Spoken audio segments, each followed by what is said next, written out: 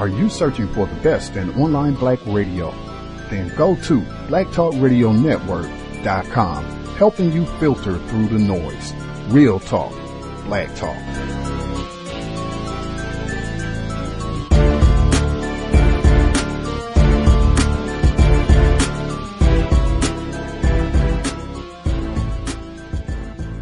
The internet is full of half-truths and all-out lies. We've all seen them, and many people on social media complaining about it. Here's your chance to show and prove. WorldAfropedia.com is a black-owned and operated encyclopedia. There are several thousand articles, but we need help. We can't uncover all the truth ourselves. So please, join us and become a writer, editor, or blogger for WorldAfropedia.com today. Every little bit counts. We owe it to the future generations to put the truth out there.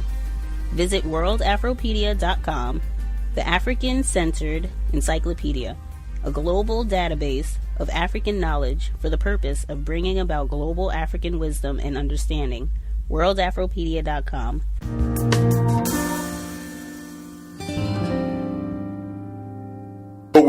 How would you respond if someone said, "Hey, Mr. Gibson, you're talking about all these things that are addressing problems that black people experience because of white supremacy and saying that you're trying to help black people, but then you have your book linked to Amazon.com as opposed to all the black booksellers who are struggling, independent black booksellers having a tough time even staying in business, that right there is counterproductive and working against what we should do. You should have your book sales where people can purchase your products linked to a black book site, not Amazon." How would you respond to that? About 7 years ago, me and my wife sat down and we we found a list of all these black bookstores in America, and we prepared a kind of like a order form that introduced the book titles that I had at the time, and how to order them in group. It was, the standard kind of group rate book order form that we did for KITABU, and we sent it out to about 100 bookstores. And I got one response from these bookstores. Sometimes the package, the envelope that we prepared came back because the bookstore was closed. Other than that, I just didn't hear anything. And it hurt me, but, it wasn't a whole lot I could do because this was at the same time when all the bookstores started closing. When KITABU first came out, we came out in print form exclusively through bookstores, black bookstores. Like our first stores that we were in, the black bookstores. We began in Louisiana. We spread out to North Carolina because of our relationship with UBUS Communication Systems. So when we first came out, all we did was through black bookstores because nobody else would service us. At that time, ebooks wasn't a popular. I don't even know if ebooks was around at all. It definitely wasn't a popular medium. But as time moved on and ebooks became a bigger thing, there's no black Amazon. There's no black Amazon that sells ebooks that I'm aware of. If there are, somebody please let me know. I'd reach out tomorrow and get our stuff on there. But we shifted as a company away from print, and we're more ebooks and, either a straight up ebook or a Kindle download, a Nook download. And based on my knowledge, and I'm not claiming to know everything, but there's no black Barnes & Nobles or no black Amazon.com that has that digital capacity. So we have to use what we have. So that would be my response. Context of White Supremacy. Gus T Renegade in for another broadcast, hopefully to share constructive information on the system of white supremacy. Today's date, Tuesday, August 8th, 2017. So I have been told. Gus T broadcasting through an injury today. Have to do that sometimes with counter racism. I will know for next time when someone comes to say, "Hey, Gus, we're doing some moving. We have a washer and a dryer that need moving. Could you lend a hand?" Next time, I will already have a list of excuses. That's what I have been doing since I have been suffering through my ache and pain of all of this. Excuses for next time. And I have got a bunch of them, some more colorful than others. Oh, man, would love to help you out, but went to the Tim Wise celebration that time, and I went to ask a question. He had security, and they tasered me, beat me down. I got that injury, man. Doctors told me I can't really pick up anything heavier than 25 pounds. List of them. For next time, no heavy lifting. For the broadcast today, one of our, I think he's been on bunches of times at this point, easily. He's been on for the past, I think, 4 or 5 years. One of our regular guests. He has always been gracious enough to share with Gus T Renegade. Partly, he's been on the program so much because of his prolific writing, and then he always looks out for Gus, will send me a fresh copy so that I can check it out, and then share a bit of his time to come by the program and share details. I know quite a few of our listeners have picked up different books over the years. You can visit the website for KITABU Publishing. It is linked in the description to the program, KITABU Publishing, KITABUpublishing.com. You can see all of their titles in addition to the book that we're going to talk about today. If you want to go back in the archives, man, we've talked about a bunch of them. I think his most recent visit, we talked about how racism has changed the human brain. Definitely some overlap between that text and the book that we're going to talk about today. Deconstructing a God, talking about religion and the system of racism, white supremacy. Earlier this year, I wrote an article for Atlanta Black Star on the role that white female teachers play in the what they call the school to prison pipeline.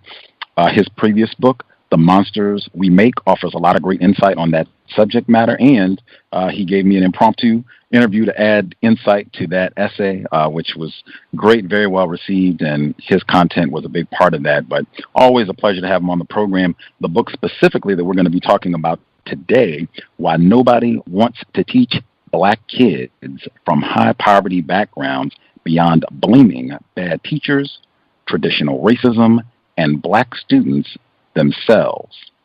Provocative book. We're going to try and cover as much as we can. In addition to all this great writing and publishing, he has invested years as a black educator, now a principal of a predominantly black school in the greater Michigan area. So glad to have him back on the program. Joining us live once again, Mr. Joseph R. Gibson. Mr. Gibson, are you with us, sir? Opening your line up right now. Are you with us, sir? Yes, sir. Thanks for having me. Thank you so much for spending some of your Tuesday evening with us. I know you have a full schedule. I know we have newer listeners, so they have missed some of your many visits before. Just any information that you want to give folks about KITABUpublishing.com and the work that you do, sir? We have a lot of different titles on a lot of different aspects of Black life. I myself, I've been writing for almost 20 years. So there's a lot of titles. In fact, I think we're at 25 for myself that are all available on Amazon, on Nook, on Barnes & Nobles. Just looking at different problems, looking at different historical situations, look at what's going on with Black life, and just trying to touch on various aspects of it from a different perspective. Being a little bit more informative, not scratching the surface, but really getting into it. A lot of good stuff, a lot of good information. Currently, lately, we've been doing a lot of work looking at education and African American students and trying to figure out some things with that, and because that's a real significant issue right now. Absolutely. I know we have black parents that listen to the program, so hopefully they will be tuned in and maybe even chime in and ask some questions as we cover the content. And you are a black male for folks, again, haven't seen you or this is their first time hearing from you. Black male, yes? Oh, yes, 100%. Right on. Before we get into why nobody wants to teach black kids, just since we do have you here, you've done so much research and you've invested the life equity in teaching and working with black students and black parents.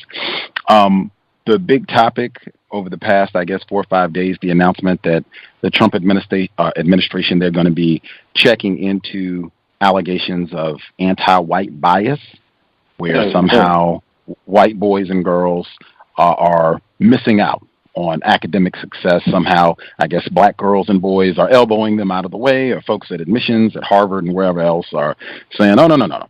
We've had too many of these young white lads. We're going to start giving non-white people an opportunity to come in here. Did you see those reports? And since you're an educator, did you have any thoughts? I did. I did. One thing, I've been watching this CNN series on the 90s, and it started maybe a few weeks ago. And recently there was an episode that focused on Bill Clinton. And he said that when he was doing his campaigning, he mentioned the phrase, "Make America Great Again." And it caught my attention. And recently I was watching the documentary 13th for like the second time. And I noticed that Ronald Reagan said the same thing, "Make America Great Again." So I kind of started noticing a trend that whenever the president mentions "Make America Great Again," it's like, okay, black progress has gone too far, and we have to figure out a way to tackle it. And I'm telling you, as your president, that's going to be my focus. So Reagan did it in some very clear ways. Clinton did it in some very disguised ways, but they were very, very effective, like the drug war laws and his role in that, and welfare and a whole bunch of different things. Trump is following that same pattern. So there's been an attack on affirmative action for quite a while in different states. But I think what we're seeing is some of the residual effect of Obama and some of the strides we made as black people globally. It really bothers white people collectively when we make those gains. It's almost like, we're stepping out of our place. We're going beyond what our position should be. So whenever that happens, you see a rise in overt racism, which we're seeing. And you also see the government take the role in scaling back the little bit of crumbs of equal opportunity that they have allowed us so far. So this is just pattern behavior. It happened with Nixon, scaling back some of the stuff that Johnson did with the Civil Rights Act. So it's just a pattern behavior.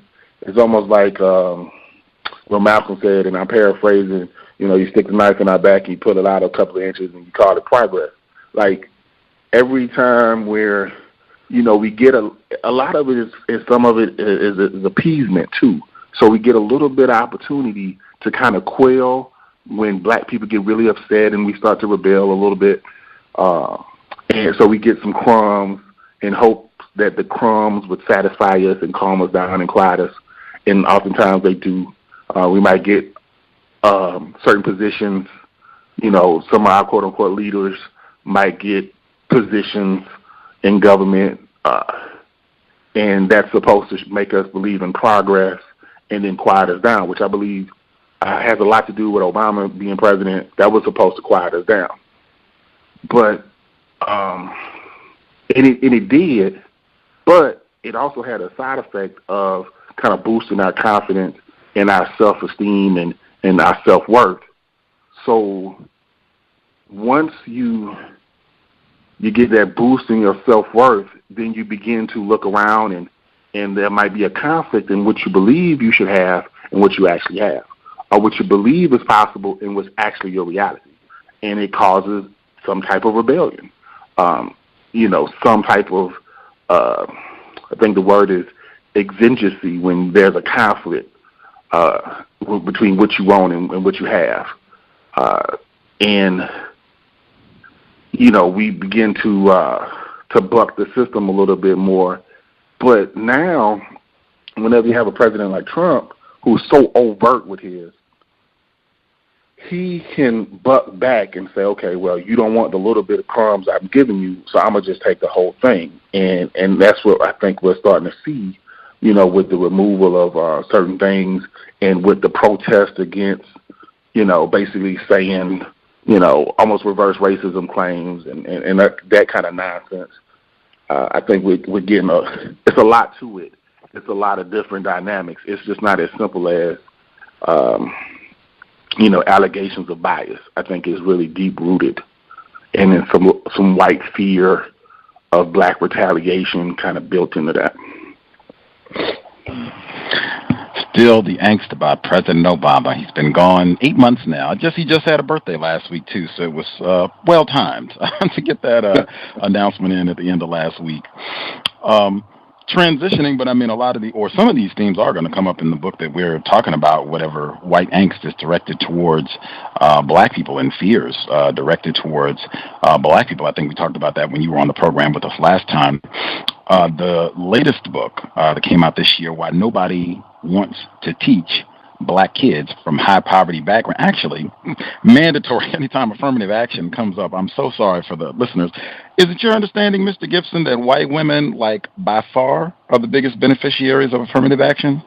Yep. It echoes what happened with the Civil Rights Movement. They were the primary beneficiaries of the Civil Rights Movement, because you had Title IX and a whole bunch of other little quota systems and things like that came into play. The problem is the way America was historically set up, primarily designed to benefit white males.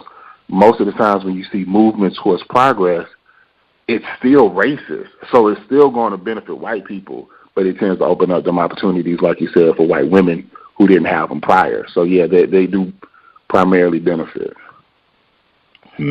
Lots of data. This is nothing controversial. This is in Time magazine. I mean, you can get really controversial publications like that. I have stated this repeatedly. This came up in 2013 when they had the big Supreme Court case, Trojan Horse, Death of a Dark Nation, Pam's book, the first one. She has a section on affirmative action and white women being the biggest beneficiaries. That does not seem to come up when they have these debates. It always pivots immediately to the Negroes are taking our stuff. We got all these unqualified black students taking our stuff. They shouldn't even be here. And it's, whoa. It's Jane. It's Susan. It's Helen. It's white women that have taken whatever has been taken from affirmative action. Now pivoting, why nobody wants to teach black kids. What was your reason for writing such a provocative book? Well, I didn't intend to write it. I was trying to take a break, and I was just kind of reading articles, and I came across this article from a Teach for America teacher in New York, and he just boldly said, he said the quote that came out to be the title of the book, that basically nobody wanted to teach black kids. And, he started off with saying nobody really wants to teach, and then he said, put it frankly, nobody wants to teach black kids. And it just, I don't know, it really caught my attention. And as a principal now, I have a decent amount of white staff as teachers.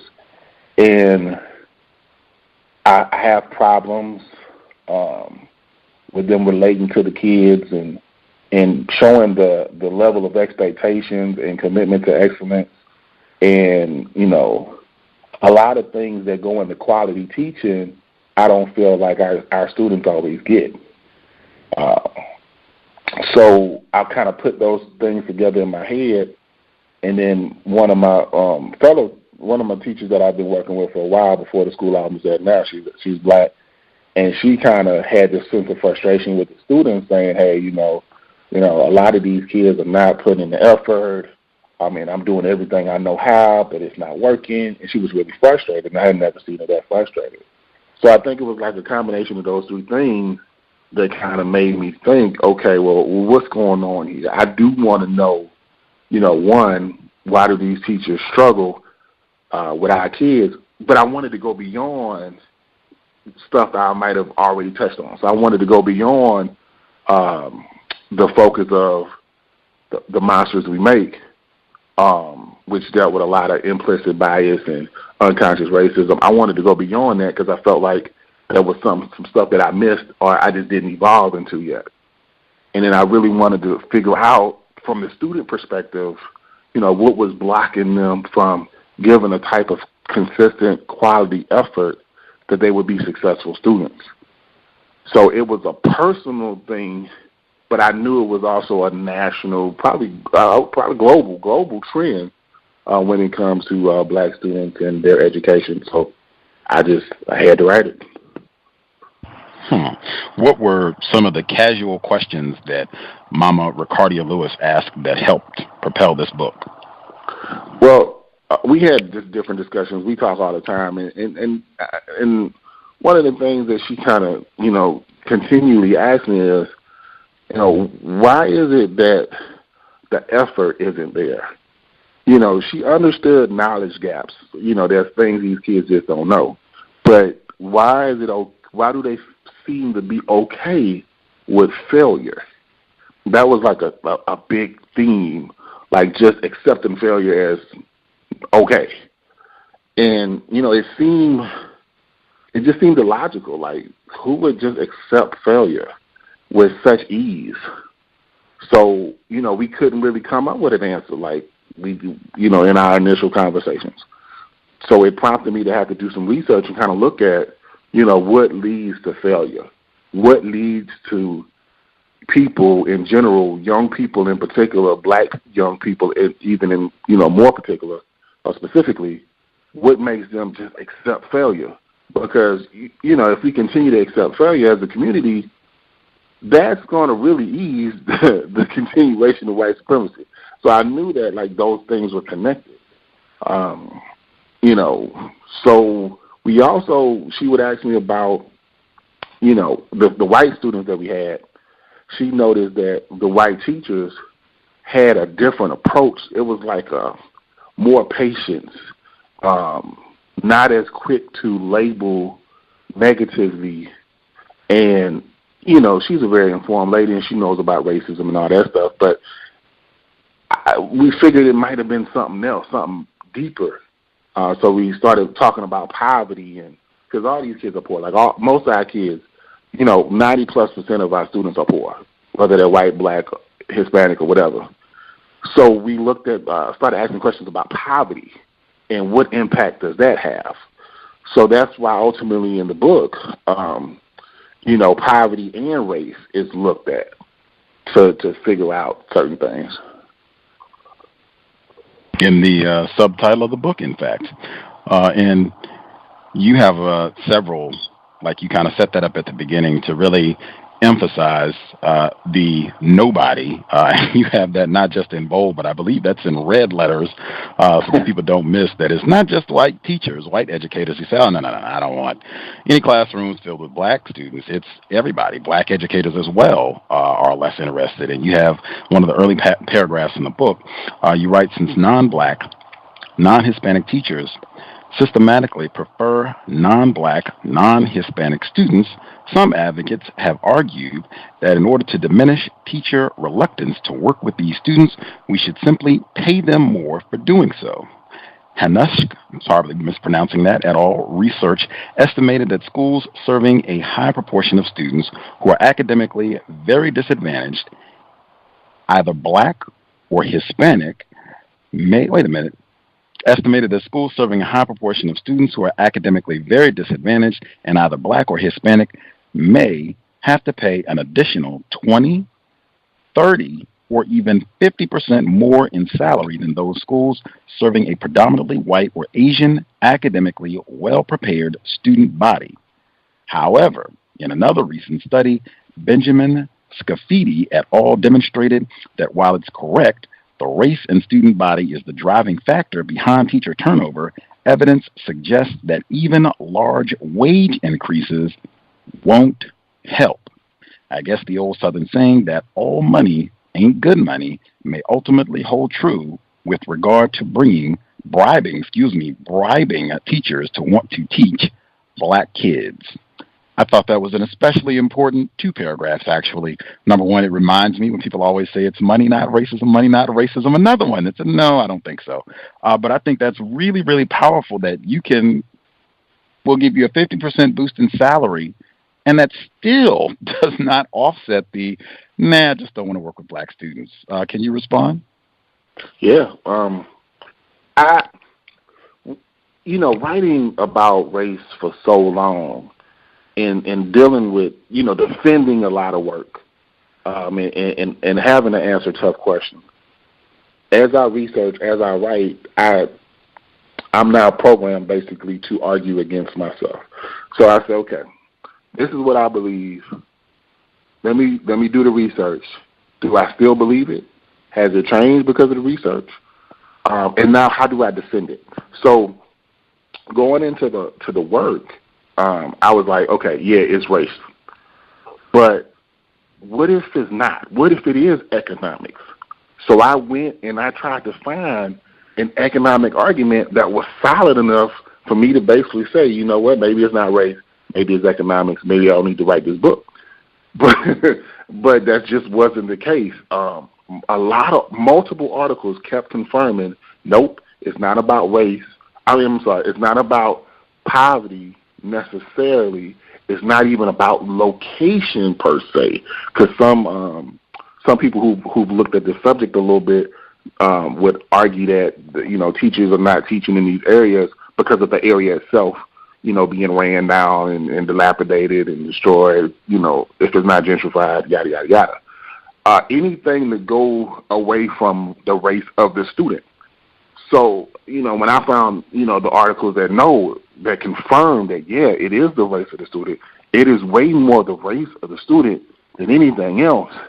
It just solidified what I went into the project believing, that no, it's something about black kids, particularly, and it's not about money, it's not about all these other excuses. Nobody wants to teach black kids.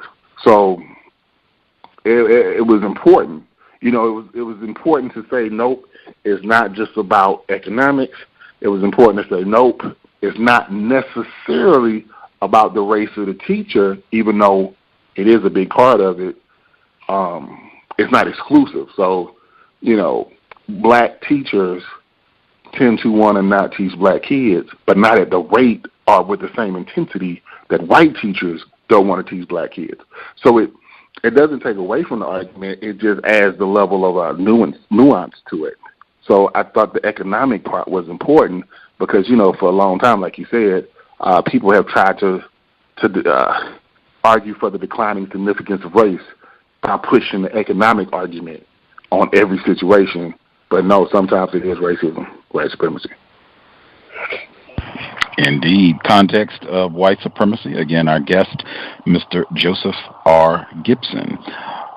You talk early in the book, and you go into a lot of detail about how anti-black stigmas have a crippling impact on the way that educators, really white and non-white educators, when they are working with black students, particularly black students who are from impoverished backgrounds, maybe even generational poverty, that these anti-black stigmas can have just a really debilitating impact on work with students. Can you touch on that? Well, one of the goals of this book, and I don't know why I did it, I just did it in the beginning. I said I'm going to try to use racism as less time as possible, as few times as possible in this book.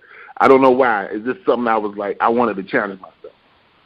Because like I said, sometimes I had to defend, a lot of readers, a lot of opponents of my work have argued that, if you always say it's racism, if you're always trying to blame the white man for your problems, well, what's the point in that? So one thing I wanted to do with this book is be more specific. So I didn't want to use racism as a catch-all. So it forced me to look at stigma, which I've never really looked at stigma as much as I did with this project. Stigma is so powerful, especially racial stigma, because it colors the way it changes the way, or biases the way we interact with each other and we perceive each other. So what I noticed is the stigma associated with being black in America is so strong that it biases how white people look at black people and how other people, like other black people, like how black people look at other black people, how we look at ourselves. So everybody in America, white, Asian, Hispanic, all these different nationalities, ethnicities and races and stuff, including black people, we look at other black people really negatively because of the stigma. The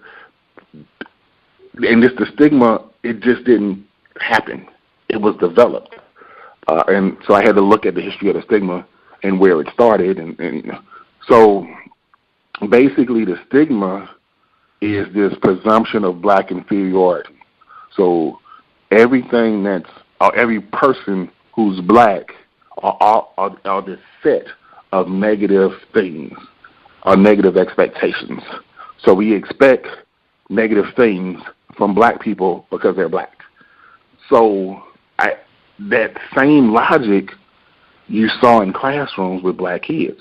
So the teacher had these negative expectations of their black students because they were black, and the stigma attached to black people. So, whether it's being dangerous, unintelligent, lazy, disrespectful, okay with failure, just all these negative things that are all packaged in stigma that creates this image of blackness that's really negative. And the students, what I noticed, have basically internalized this stigma. They've internalized, and there's some exceptions, but a large percentage of our black students have internalized this stigma, so the way they see themselves now is based on negative expectations. So whatever you believe about yourself, you tend to express and live out. It becomes a self-fulfilling prophecy. So, that's a huge thing to really break down, because, one thing about stigma, it's a socially, like throughout the society that you're in, it's a socially agreed upon construct. So, long time ago, basically in America, to justify black enslavement, you created these negative images or this negative stigma of being black. And it is kind of carried on until this day. And it always had a purpose. So now that purpose is to continue the justification of white privilege and to alleviate the guilt by white people and the anxiety and frustration we feel as black people. It's a mechanism of boundary maintenance and that we're socialized into. So I thought the racial stigma part was very important. You talk about these stigmas, these anti-black white supremacist stigmas that black students themselves can end up internalizing, whether it's you're lazy, you're disruptive, or whatever it is. Reading this book, it reminded me of my own school experience. I remember when I was in middle school, and we had a white principal. I remember he got on stage and he said, this was or whatever the assembly was, our whole class was together. And he got on stage and he said, "You all are the worst group of students I've ever seen in 20 years. I was like, what? That is a terrible thing to say to a group of students, but I can see where that happens, where you think, yeah, we're the roughest, rowdiest students in 20 years, and you just go with that. Incidentally, I don't remember there being fights, vandalism, crimes, theft. I don't remember anything in particular, so I have no idea what was so rowdy about our class. But it was not just students that get stigmatized. You in this book also point out that black parents are a big point. In fact, that's a big part of the book as well, dealing with black parents. We're going to touch on that too. But black parents also are stigmatized in this, hey, I don't care what you pay me. I don't want to work with any black students or the black parents, because the black parents are messed up too, and that's why the students are messed up. You write, this is on page 66, how do we know that black parents at least on average, do not value education as much as white parents. One of the stigmas, black parents don't value education. Is it simply because of their apparent to educators apathy and or ineptitude to all things academic, especially post-elementary? Or is it because these consequences, i.e. underperforming, disruptive black children, had to come from something, or rather somebody else's inadequacies? Or is this just another stigma-based presumption in which racial stigma provides much of the evidence, in quotes, and anything the parent does or does not do that we even know about feeds into our stigma-influenced confirmation bias, which is quickly exceptionalized? In addition, the cultural deficit model establishes difference as equivalent to or indicative of deficiency. Black students, especially those from high poverty backgrounds, are somehow fundamentally different than white students, and this difference is problematic. I guess first, if you can touch on, because I thought that was important, that black parents are also stigmatized in this and how that evolves in this repulsion to teaching black students.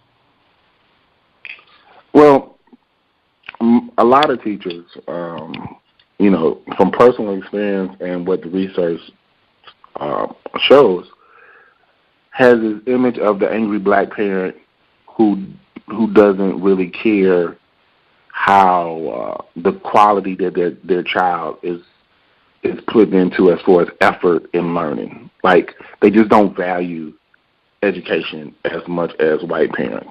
And the evidence used to support the fact that these parents must don't value education is that their child isn't learning, isn't given that the appropriate amount of effort in class. So, it must come from somewhere. Someone must be allowing it. And, as teachers, it's easier to blame an outside source when you yourself may be inadequate as a teacher. So, one of the suggestions is that, black parents are different. They're different from white parents. White parents care about what their children learn, and black parents don't. And that came from somewhere a long time ago, and it just continued and intensified till, most teachers believe it. And what's often overlooked are the many mitigating circumstances that create the appearance of the black parent not necessarily caring about their child's education. So, for example, a lot of a lot of black parents who are from higher poverty backgrounds, they might have multiple jobs. So, because I have multiple jobs, I can't not necessarily, come up to school and attend certain things or pay the necessary attention to my child's academic performance the way you would think I should. Or, some African American parents, some black parents didn't have the best experiences with school. So they've been basically alienated from school, so they don't really feel comfortable even going on campus. And that's used against them to as almost confirmation that they don't care about their child's education, but that's not really the case. Or, some black parents have these low expectations for their students because they themselves have bought into and internalized the stigma of either being black or the stigma of intergenerational poverty, which have led them to develop these low expectations. And, basically giving out these low expectations on their children creates the appearance that they don't care as much as white parents.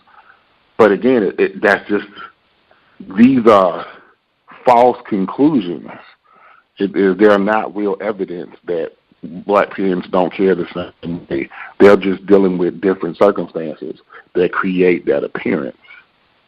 And the thing about stigma is it exaggerates whatever behaviors you see in search of evidence to confirm the stigma.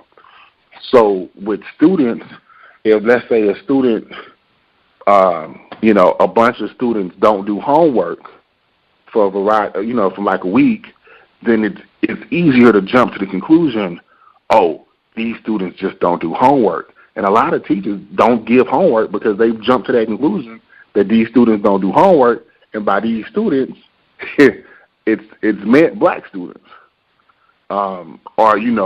If we have a low turnout to parent-teacher conferences, then it becomes evidence of an exaggeration of, none of these parents care about these kids. That's why they don't show up. And these parents, black parents. So, a lot of the problem with stigma is that it exaggerates a false understanding of reality. Wow. Anything that there's already so much momentum for the anti-blackness, white supremacy, things just naturally tend to go in that direction because that's how everything is already organized, the dominant force on the planet as it relates to people. When you, in that paragraph that I just read, you mentioned the cultural deficit model. Can you explain that and how that ends up also being a big component in terms of why people reject teaching black students? So there's this argument that's been around for a while that basically says that black people and white people have different cultures. Our cultural backgrounds are different, and and they don't mean it in the way of like African culture. No, like African versus European. That is not that deep. It doesn't go that far back. It's basically saying there's something different about white people and black people, and it's cultural. And black culture is bad or inadequate or deficient when you compare to white culture, and white culture is supreme.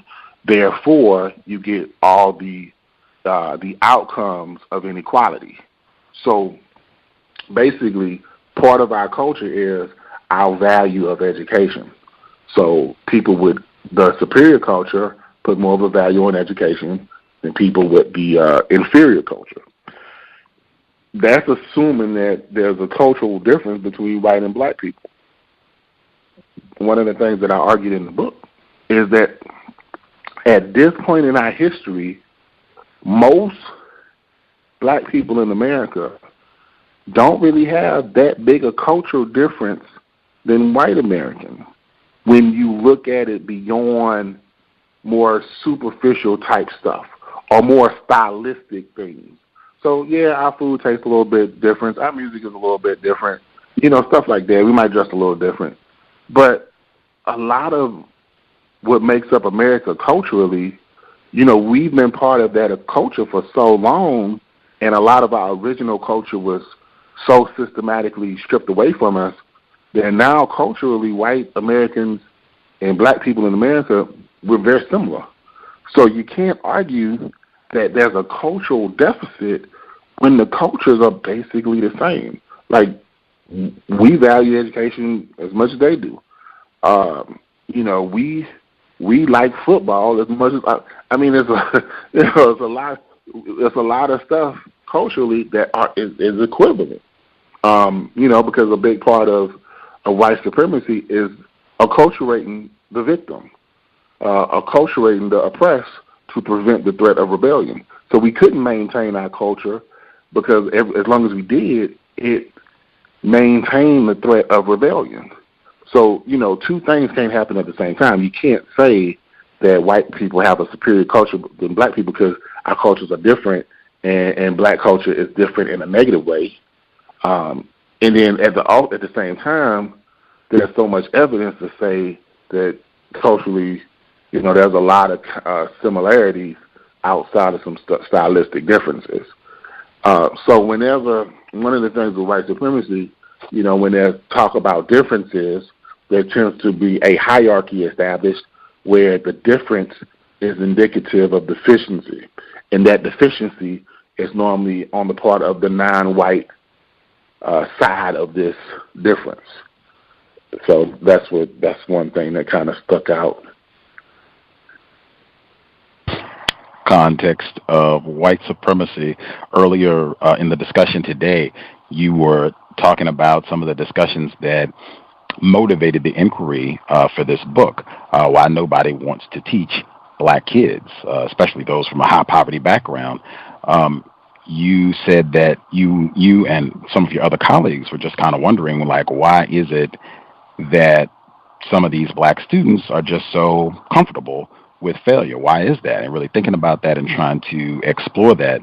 A little bit later in the book, you write, the chronic stress of these negative educational circumstances and I'll just start the sentence. The chronic stress of these negative educational circumstances and the consequent stereotype threat has triggered a seemingly ubiquitous attitude of inferiority, to quote Steve Biko, among African American students, especially those from high poverty backgrounds. The stigma of blackness has produced throughout America a number of young people who are not aware that they too are people and have attached the meaning white to all that is good. In other words, they equate good with white. They feel that there is something incomplete in their humanity and that completeness goes with whiteness. Does this help explain why you have a significant number of black students who are very, very accepting of failure? Yep, that's a huge part of it. It's not all of it, but it's a huge part of it. I mean, once you accept that you're not as competent and you don't have the same potential as a human being, it's hard not to act out that belief. And, you know, the unfortunate thing about it is it's not consciously done.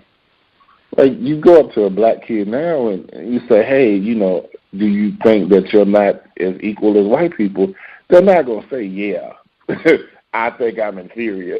So because it's not overt, explicitly understood by the kids themselves, it's really hard to deal with because you have to basically convince them that this is what you believe implicitly. Even if you never said it, even if you didn't really know it, this is what you seem to be motivated by in a negative way. So you have to basically, and I wrote this a long time ago, but one of the struggles with teaching black kids, you have to convince them they're not niggas first. And, you know, that's like, you know, when G.I. Joe say that's half the battle.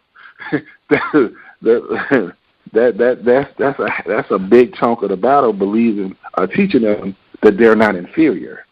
One thing I learned from Stanley Tookie Williams reading his book and kind of just going off of it is really one of the quickest ways, the most efficient ways to teach that concept to black kids that they're not inferior is by really showing them a lot of black history, but not just the common black history, more like nationalist-oriented black history, not the integrationist black history of Martin Luther King and Rosa Parks in that limited view, but really going into, you know, examples from Africa and beyond of power, like black power, examples of powerful black people. And most of our kids are never exposed to that. But if you expose it to them consistently, it can chip away at that stigma and them believing that, you know, that because they are black, they are less than. I know that's something. I know, like I said, I know we have black parents listening, black educators too, presumably. If you all have questions, the number 641-715-3640, the code 564-943#. Press *6 if you would like to participate. But I know we have black parents, and that's something that we talked about before. The system of white supremacy is powerful, and you can do a lot of work. We've had guests on the program who talked about doing all of this great work and exposing their children, teaching them about Ida B. Wells and teaching them about Nat Turner and Marcus Garvey. And, you know, hey, we want you to be proud and don't be ashamed to be black and don't think that you're inferior to white people, that you can do all that. And the system is so strong that your child can still end up feeling inferior in comparison to white people? Like, just as an educator, I guess what would you tell the parents in terms of just the importance of committing to this daily? It's going to be difficult. It's going to be setbacks. Just in terms of really committing to this exercise of instilling this information and sharing this with your Black child. Well, I have some experience teaching in the African-centered school, and one thing I realized very early on is that, especially older Black people, older Black educators, we tend to teach Black history very dogmatically. We teach it in a way that it ain't very attractive. It's not very relatable. So, one thing that I saw success in is using more of a project or a problem-based perspective or approach when you're dealing with Black history. Not so much lecturing, telling the kids, this is so-and-so, this is why they're great, but involving them in creating their own understanding and appreciation for all these Black figures in history, so that they can value them, from their own understanding. Another thing that's very important when it comes to this is using themes and concepts and problems to teach our kids about Black history. For example, rebellion is a very important concept. There's a lot of examples of Black people who rebelled successfully. There's, obviously some who didn't rebel. Ultimately, it wasn't a success, but there's success and positivity and optimism in just the attempt. If you approach it from a conceptual understanding of rebellion or Black rebellion versus just Nat Turner was great because Demar Vesey was great because that doesn't have the same effect as, hey, let's look at rebellion. Let's look at why Black people rebel. Let's look at the risk they took. Let's look at the reward and really help them, ask questions and help them find answers to questions about the concept.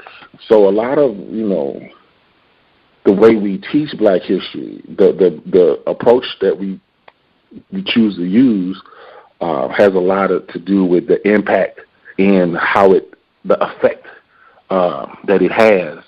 Debates are always good, so they can talk about it and not just listen to us talk about it. And so that's important. A lot of educators don't do that. We tell them about our greatness versus involving them in our greatness, and it has a negative effect. Great suggestions. So folks taking notes. Picked up a new word as I was reading the text, micro invalidations. What are those, Mr. Gibson?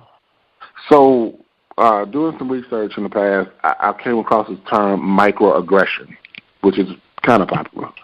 So there's different types of daily or routine things that happen to us as Black people as a result of being in a racist, white supremacist environment. But a lot of times they're small and they're common, and we may miss it, but it has this cumulative effect. The more we deal with it, the more it's impacted our self-concept. So micro-invalidation is one of those micros that we have to deal with. So microaggression, micro-inequity, micro-invalidation, micro-assault, these are all things, like micro-invalidation is basically when, in a very subtle way, you're told that you're inferior, that you're not good enough, that you're not as good as white people. But it's not overt. Sometimes it's so subtle, you don't even realize it consciously. But subconsciously, it's almost like subconsciously or in your brain has a little, it's almost like there's this little making notes. There's taking notes. So the more I hear that I'm inferior, I remember it, and my brain remembers it even though I'm not conscious of it. But at some point, if I hear it enough, even if I'm not consciously hearing it, it's being stored, it's being recorded. So at some point, I'm going to accept it as fact. So because it's the cumulative effect of being told over and over, or being invalidated because of your race over and over and over again, even though it's usually done very subtly. That's what a micro part of it comes from. It's done subtly, but it's done often. And a lot of times you're not conscious of it, but you're dealing with it. Somebody doubting you because of who you are. Somebody second guessing you. Somebody comparing you in a negative way. Somebody expressing surprise in your excellence or in the quality of your work. Like, oh wow, I can't believe you're that smart, or you're that qualified, and it's because you're black. But it's not. It's implied. I thought that really important point in terms of the constant ways that black students, this is happening to black children, just keep that in mind for context, that you are told directly, indirectly, that you're not quite as smart, you just don't measure up, probably a waste of our time and energy, even messing with you too much, because, hey, black people just don't amount up to much. And it's these micro invalidations, they're happening on a personal, like if you can think when you're in class and they don't call on a black student, you have your hand up consistently, you don't get called on, that's one right there. You can even think of it on a larger level when you have comments, the late Supreme Court Justice Antonin Scalia, when he said that black students going to law school, they need like a little inferior school because it would be too rigorous to send them to a big school that white law students go to. They need to go. This was right before he died, right at the end of 2016 when he made those type of comments. When you're hearing those type of things all the time, suggesting that it's not just you, but all the black people in the universe. There's something kind of ignorant about them, kind of stupid about them.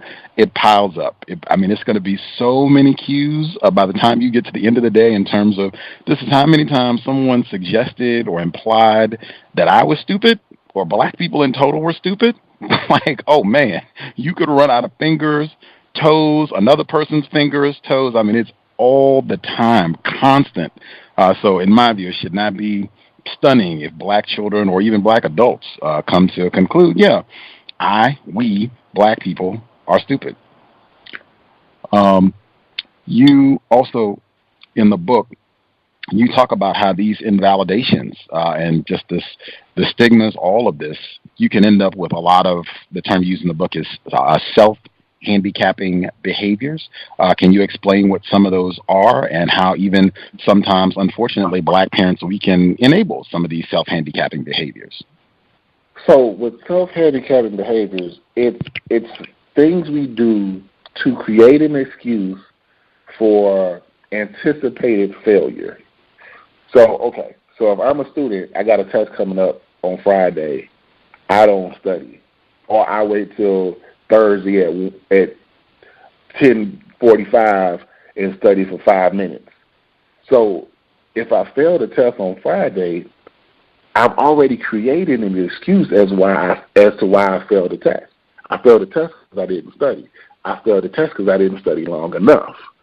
But the reason why you even do it is because you're not very confident in passing the test. You already anticipate failing the test, but you anticipate it because you have that implicit stigma of blackness and blackness equating to not being intelligent. So instead of confirming that self-concept and confirming the stigma, which is a very painful, very stressful thing, you choose to create an excuse to then blame your failure on. So I didn't fail the test because I'm black and black people are unintelligent. No, I failed the test because I'm not smart, because I didn't study. So if I would have studied, I would have passed the test, no problem. Now, the bad part about it and the reason why it's self-handicapping is because either way you failed the test. And now because you failed the test, you've actually reinforced, not only in your teacher's mind, but also in your own mind, that my anticipation of failure was accurate. I should have thought that I was going to fail because, look, I actually failed. But you really failed not because of who you are. You failed because you didn't prepare adequately. Not taking notes, not completing homework assignments, not completing class assignments, or not completing assignments with quality. Kids fail because of these things, but a lot of them make decisions to do them not understanding that why they're doing it. And the why is creating an excuse for this anticipation of failure. And basically the behaviors ultimately produce the failure that we anticipated, so it just becomes a self-perpetuating strategy, which is just counterproductive. And parents. I'm sorry. And the worst part about it is you don't realize it.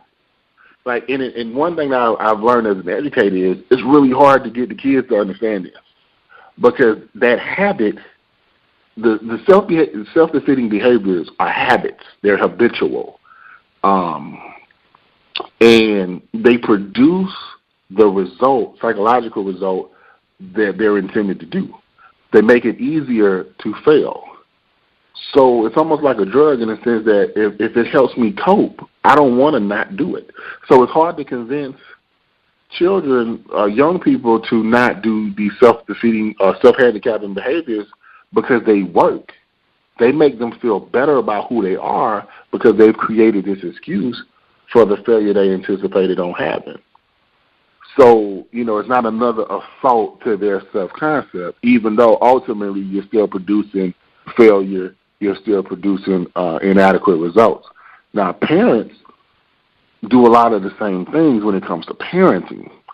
So, like, as an example would be basically not checking your child's homework, right? Very easy, simple thing. So I don't check my child's homework because maybe I'm afraid that they're not going to be doing well with it. They're not going to do well with it. They're going to struggle. Because remember, we all have the same stigma in mind. So we all have the same stigma of race. We have the same stigma of intergenerational poverty. So we kind of anticipate failure. So instead of helping with homework, and if we help with homework, then homework can not be the excuse why our child failed. It's easier to have the excuse of, well, my child is doing bad because they did do their homework, as opposed to saying my child failed because he's inadequate as a person because of one of these stigmas that say they're inadequate. So it creates an excuse from the parental perspective. And that excuse makes it easier to cope with the anticipation of failure from your children. But it's all based on the stigma that we've internalized unconsciously that makes us anticipate failure because we're black, or because we're poor, or because we're black and poor.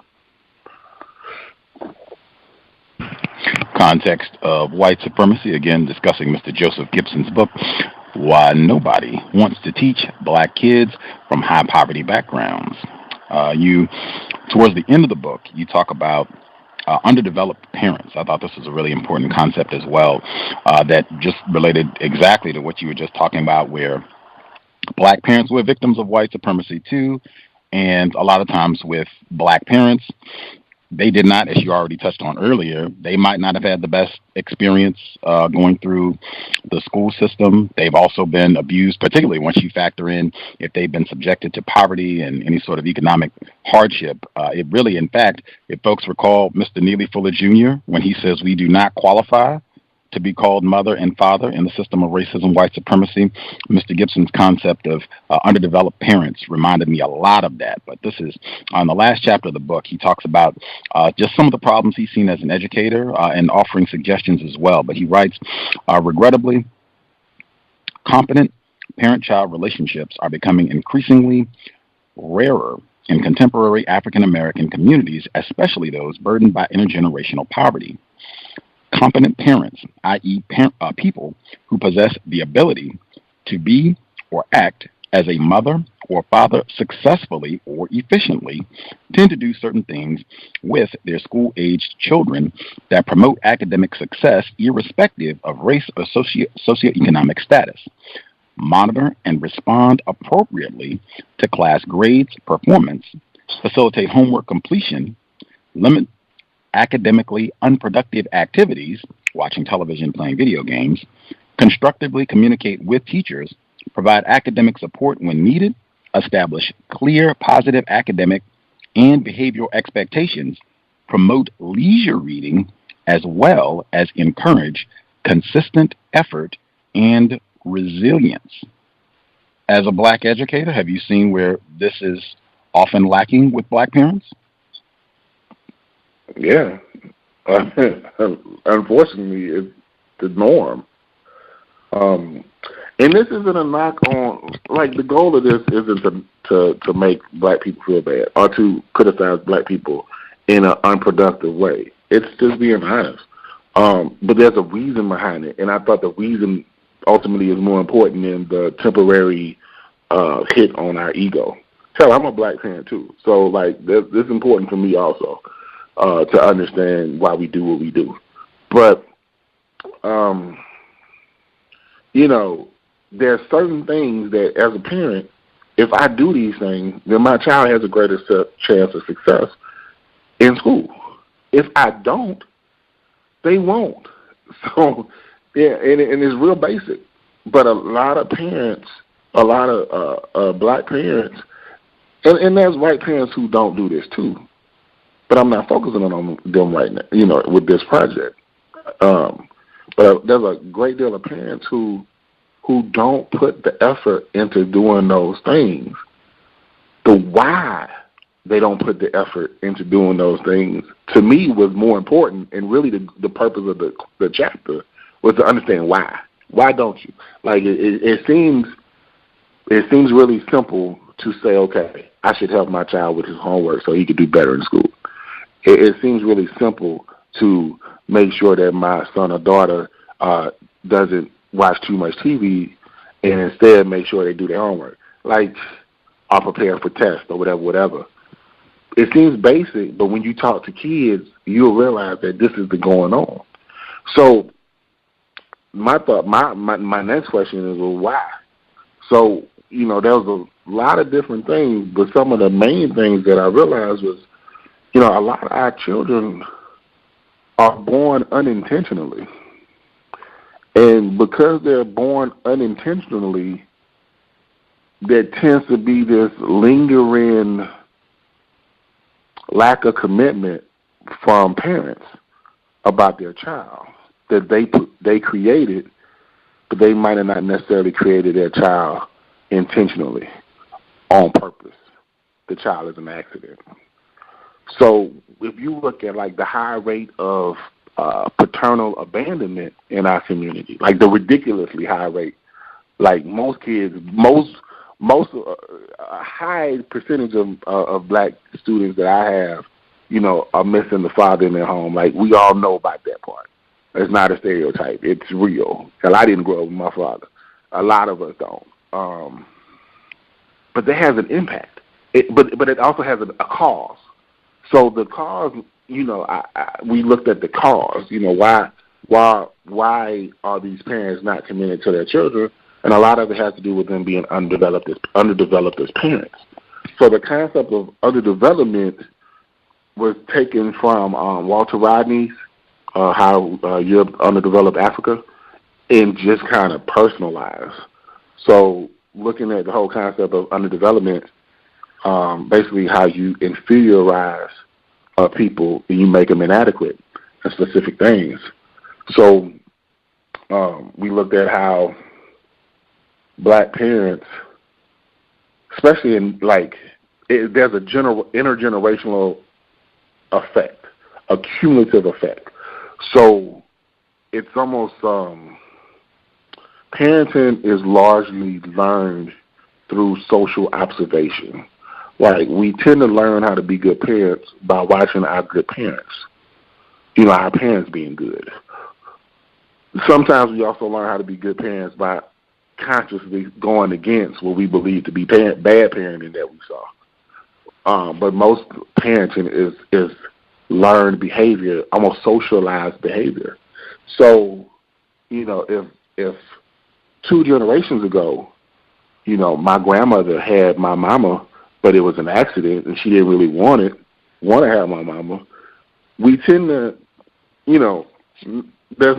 oftentimes there's not the same level of commitment and wanting to give the same amount of effort.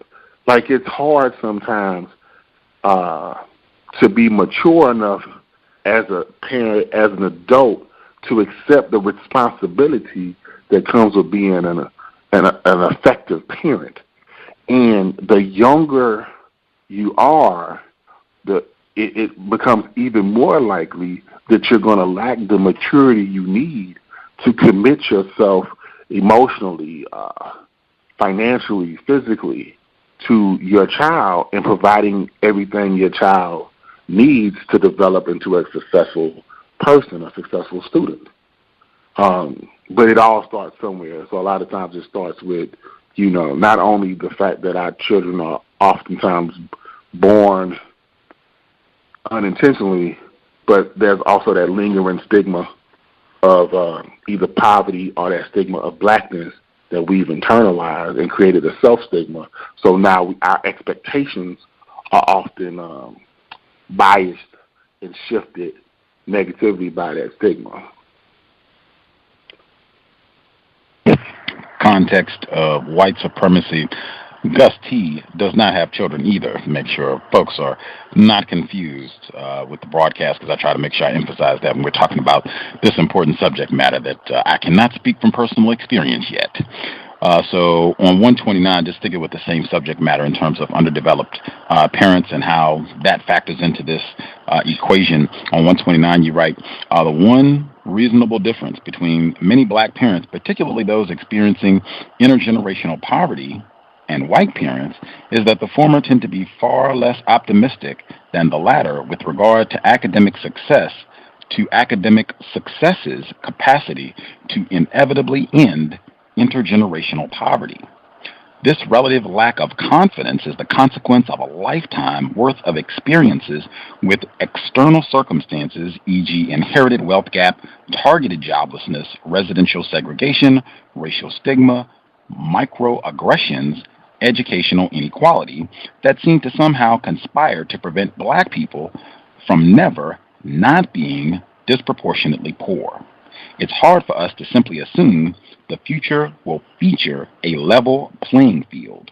Black parents are typically mindful of contemporary racial inequality in America, which makes many of us skeptical of the real value of school credentials for upward social and economic mobility, according to Dorinda Carter. While we dare not verbalize our skepticism to our offspring, many of them can sense it in our nonverbal communication, affective reactions, and implicit expectations. What makes this most disheartening is that in many ways, we're just innocently echoing the nonverbal communication, affective reactions, and implicit expectations of multiple generations of African American parents. I thought that was a really important section of the book as well, because I think many black parents, for many logical reasons, I can understand why they would say, man, you can work as hard as you want in the school system. It's not going to change your position as a black person. I can understand how you would come to that conclusion.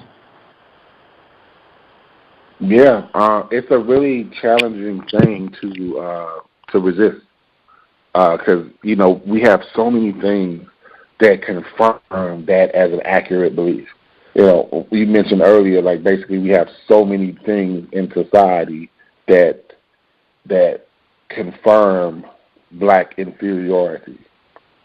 There's so many things that confirm the stigmatic relationship between blackness and poverty, to create that lingering expectation that if you're poor and black, you're more likely to stay poor and black.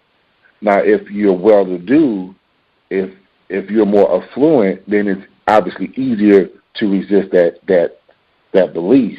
But if you're already plagued by intergenerational poverty, it's really hard to find positive messages to create the expectation that if I work hard in school and get and achieve a level of academic success, then I can parlay that academic success into a successful career that'll produce enough income that maybe one day I can be considered affluent and wealthy. It's really hard to buy into that logic. And the bad part about it is, in America at least, that's really the motivation for learning. We go to school so that we can get good jobs. Like, I don't know about your parents, but I know my mom, it was kind of like, Mom, why do I go to school? Well, you go to school so you get a good job. and even as an educator, I learned, that's what we sell kids. That's what we sell to kids. Hey, why do I need to know this? Well, you need to know this so that you can graduate and go to college and get a good job. Well, if in my mind somewhere is the belief that no matter what I do, I'm going to be poor, then what's the motivation of working hard in school? And then, as a parent, if you also believe that, if you believe, look, more than likely, school ain't going to matter, we going to probably be poor anyway, even though it might be a subconscious thing, it's a real thing. That poverty mindset is real. So it's really hard for you to push your child if in your mind you're skeptical too. You don't believe that, school is really going to have that impact. So you might be more relaxed in your expectations. Your expectations may be lowered. How you approach discipline when it comes to your child's actions in school, learning-wise, behavior-wise, you might not be have the same level of expectation that's appropriate. We basically kind of feed into our children's lack of success and self-handicapping behaviors because we don't believe in the value. We don't believe that they're going to have an impact, which is not necessarily it's not the same as saying, okay, black parent is different from a white parent culturally. Very different. The level of confidence that a white parent has in the education having an impact with their child is based on the reality of white privilege. So, they're already advantaged, so their education is just going to booster what was probably going to be some level of success anyway, just because of who they are racially. Well, the opposite happens for black kids. We have to overcome all the racial obstacles, and a lot of us can't. Those obstacles are too real. They're too strong. They're too consistent. So over time, black parents have kind of developed somewhat of a lower level of confidence in the impact school is going to have. Absolutely. I did hear that from not just my parents, but lots of black people, that you go to school so that you can get a good job, so that you don't have to be broke and poor. That's why you go to school. But absolutely.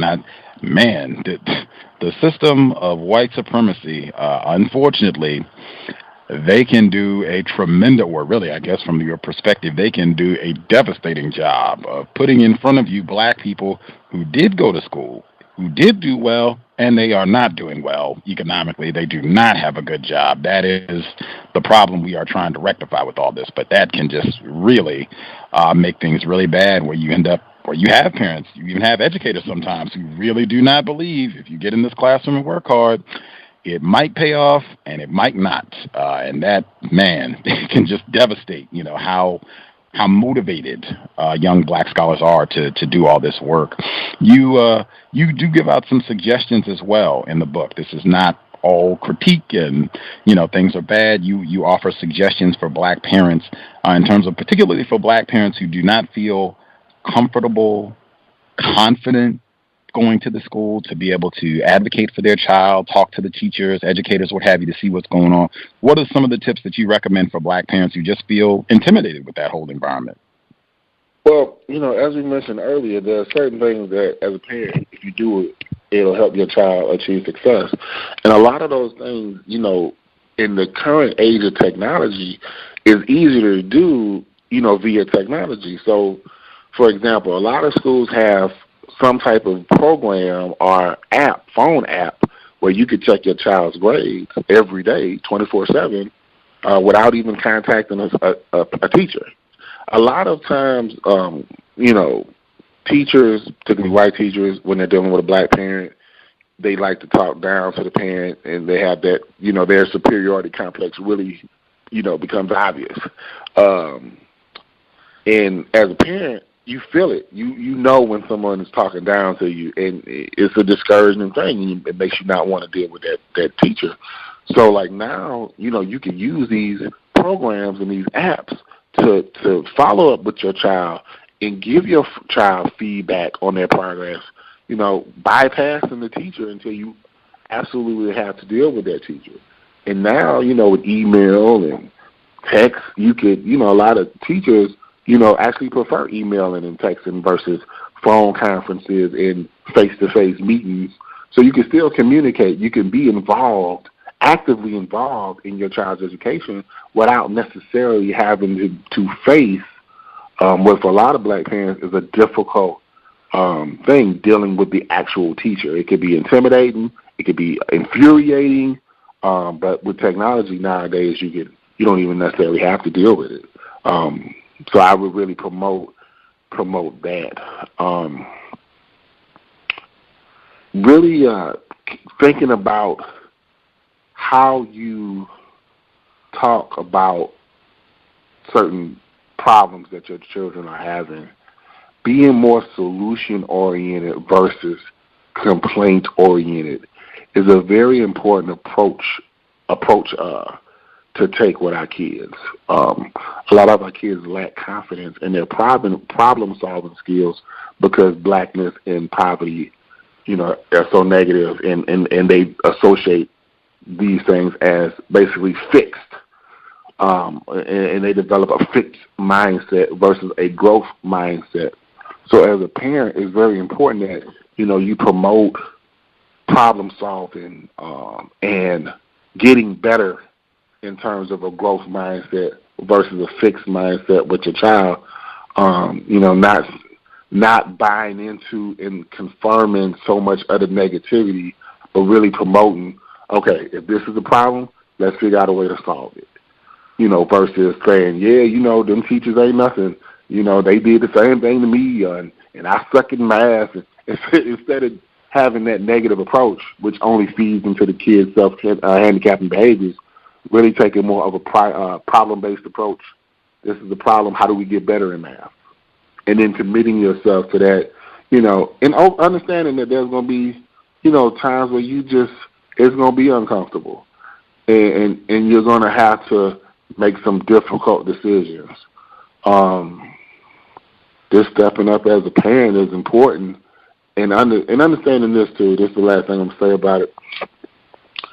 If we have to understand the psychological damage that's been done to us as parents, as black parents from high poverty backgrounds, who have experienced intergenerational poverty, we have to understand how we've been impacted by it and how that psychological impact encourages a lot of the reactions we have to our children. If we don't understand that, which is a big part of why I wrote the book, if we don't understand it, it's really hard to counter it, to stop them, you know, to be more constructive in our responses. So really just taking the time to figure out, okay, why is it that, you know, I don't have confidence that my child could, you know, become successful academically and then eventually become more affluent, you know, dealing with that, you know, dealing with the stigma, the self-stigma that we may have developed about our blackness and about being poor. All those things are key. Like, we have to be better people. We have to deal with the damage done to us as people before we can become better parents. Context of White Supremacy. Again, Mr. Joseph R. Gibson.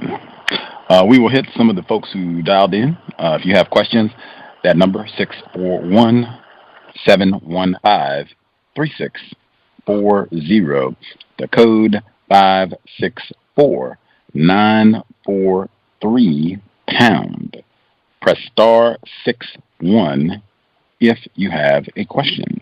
The book we've been discussing again, Why Nobody Wants to Teach Black Kids from High Poverty Backgrounds Beyond Blaming Bad Teachers, Traditional Racism, and Black Students Themselves.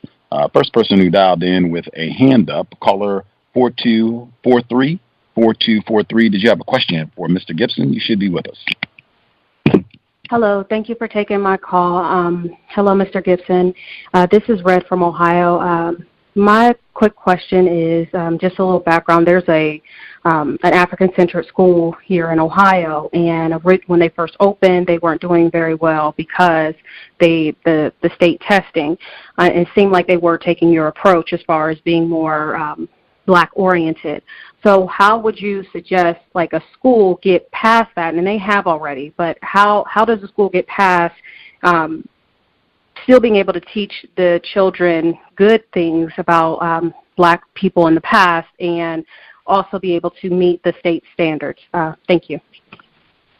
Well, the great thing about like Common Core and the way standards are now is that really the content the standards have shifted away from being more content-based standards to skill-based standards and critical thinking-based standards. So like in order to do well in a lot of these tests, students may have to be able to analyze text. Well, that text can be any kind of text. So it could be some Black history or some Black event or some current Black knowledge. The text could be that, but you can still use you can still teach the same skills regardless of the text itself. So that's one way that you can still teach about, you can still be African-centered, and teach Black issues and global issues and from that Afrocentric perspective, but not sacrifice preparation for the test because, that's important. In my experience and things I've observed, a lot of times, African-centered schools, we tend to want to rebel and only teach Black history. So every day is Black history. So we go into algebra, and it's not so much about algebra, it's about Black history. And we can't do that. We have to figure out creative ways to talk about Black things in those different subject areas. So like, for example, I used to teach algebra when I was at an African school, and one of the things that we focused on was a lot of statistical stuff that was going on in the Black community. So again, it was shifting away from always historical stuff to more modern day Black stuff, positive or negative. So it wasn't always, Black issues, but then looking at those things numerically and creating word problems or projects that dealt with these things, these numerical things that were also Black things. The same thing can happen with science. There's a lot of stuff that you can teach in science class that teach the science skills that you need to be successful on these tests and how to interpret data and how to read charts and graphs and get the information from these visuals, which in the text, which is a lot of the skills that are tested on nowadays. But that information can still be Afrocentric.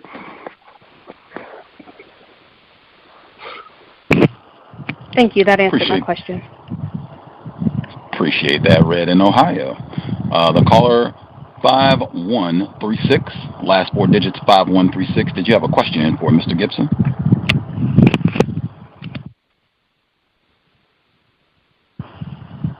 Caller, last four digits 5136. Did you have a question, or are you just listening? Sorry about that. I just put you on. Sorry about that. Off of mute. Yes, I have a question.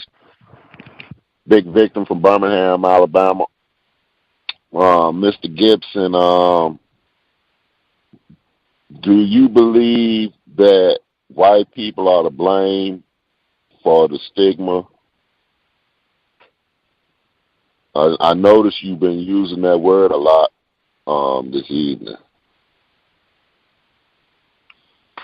When it comes to the stigma associated with blackness in America, yeah, white people originated that stigma, specifically for the purposes of justifying enslavement. So I do blame them for creating that stigma. However, there's a quote from Martin Luther King that's always stuck with me about, not letting being victims of oppression alleviate our responsibility to still find justice. So, and I'm paraphrasing, but, even though they created that stigma, it benefits them for the stigma to maintain. It only hurts us. So it's our responsibility now to find creative ways to overcome the stigma. What will be the next creative way? Do you believe that your educators are being honest with these children instead of teaching them about, can you include in the curriculum how to defeat racism, white supremacy? Do you think white people will allow you to teach children how to defeat racism, white supremacy? One of the most beautiful things in existence in the world, it's a properly ran African-centered school, like the caller just mentioned. In these schools, you could have those conversations. You can have those lessons without the backlash of, the anticipated backlash. However, those schools are rare. There's not a lot of them. In fact, the ones that exist, a lot of them have been forced to shut down for a variety of reasons, mostly financial. Most teachers are not black. Most teachers in America, the world for that matter, are not black. So they don't have any incentive to have those conversations. And the few black teachers that do exist, they're relatively few. One, they might not be conscious enough to have those conversations. They might not be informed enough, or they may fear backlash from administrators, other teachers, parents, some students themselves, for having those types of discussions and lessons. So disguising a lot of those conversations is important. And then understanding that, look, there is limitations when it comes to anticipating those lessons being taught. Because, white teachers are not going to teach about how to overcome white supremacy and white privilege. That's just not going to happen. And like I said, the small percentage of black teachers that we do have, a lot of them are not shaped or not built that way, but some of them are. And those who are, they tend to excel with their students and do well. And then, if we can build up more of those African-centered institutions, those institutions that are more culturally grounded, that really promote, the pride in being black and really teach black history and deal with black issues, we could do a lot of stuff with those schools. I really don't agree with you. I believe it's a waste of time. And I believe these children, the reason these children have so many problems in these schools, they're not being honest. We're not being honest with these children. We're letting these children know that they was born into a world of injustice. Until we take that serious, it's going to be generation after generation after generation of problems with black children. This need to be in these schools. And did you have another question? So I just want to make sure we get all the callers. Did you have another question, or you just want to give your response? That's it. Thank you for letting me comment. For sure. I don't think we were saying two different things, though. I don't think we necessarily disagree with one another. I don't think that most schools, I would say 95% of the educational environment, don't support that type of those types of lessons. But the ones who do, you know, in isolation or as whole schools, they exist and we support them. You know, you got to have some progress and some possibilities. Just being negative and pessimistic and saying there's no hope, you know, and all education isn't necessarily done in the classroom. You know, there's mentoring programs by conscious black people who teach about these things. I've been a part of them. I've seen them. I've read about them. They exist. Books, you know, when we can get our kids to read, they teach themselves these things. So they still learn about white supremacy, even though it might not necessarily be from another teacher. So there's different ways that education occurs. You know, I think there's still hope.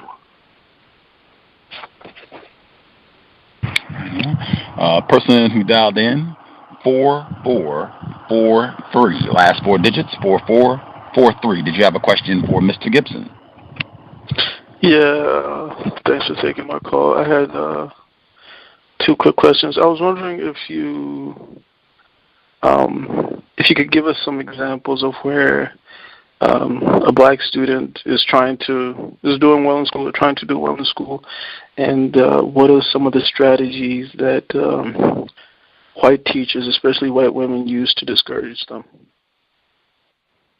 The biggest thing is this level of expectation.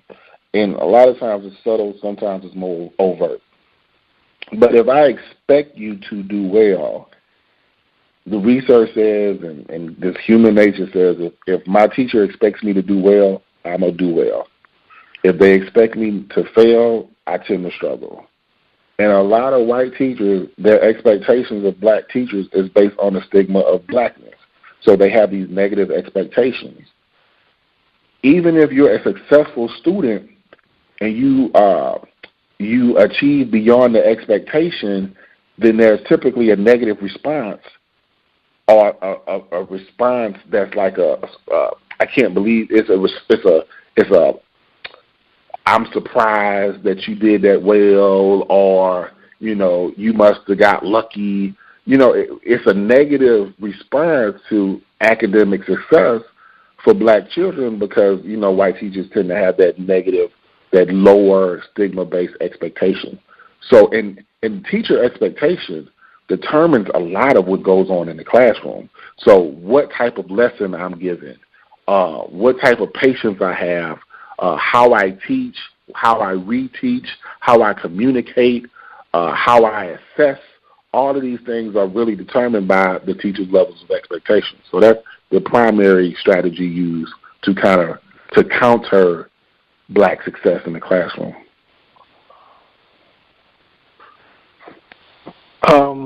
Also,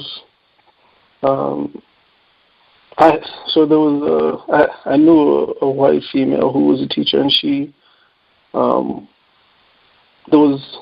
mostly taught black students, and at some point she started teaching a white student, and I noticed that the way that she talked about the white student, along with, I guess, her colleagues and whatnot, it seemed like, I guess what you're talking about, the expectations, but they really, I mean, they set up problems for this kid, they did extra stuff for this kid, and then, but the black students that she'd been teaching, she just talked about them as if, I don't want to say jokes, but, you know, this guy plays sports, this guy is a jokester or this, but I guess my question is, do they see black students as academic? Do they see us as students, or do they just see us as something to just, I don't even know what's the word, to just sort of like, just an annoyance, something that just there to entertain me, and I'll teach the white kids that come along every now and then?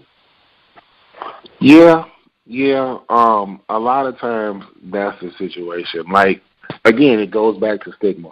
So a lot of white teachers, you know, it's hard for them to overcome the stigmatic expectations of what it means to be a black student.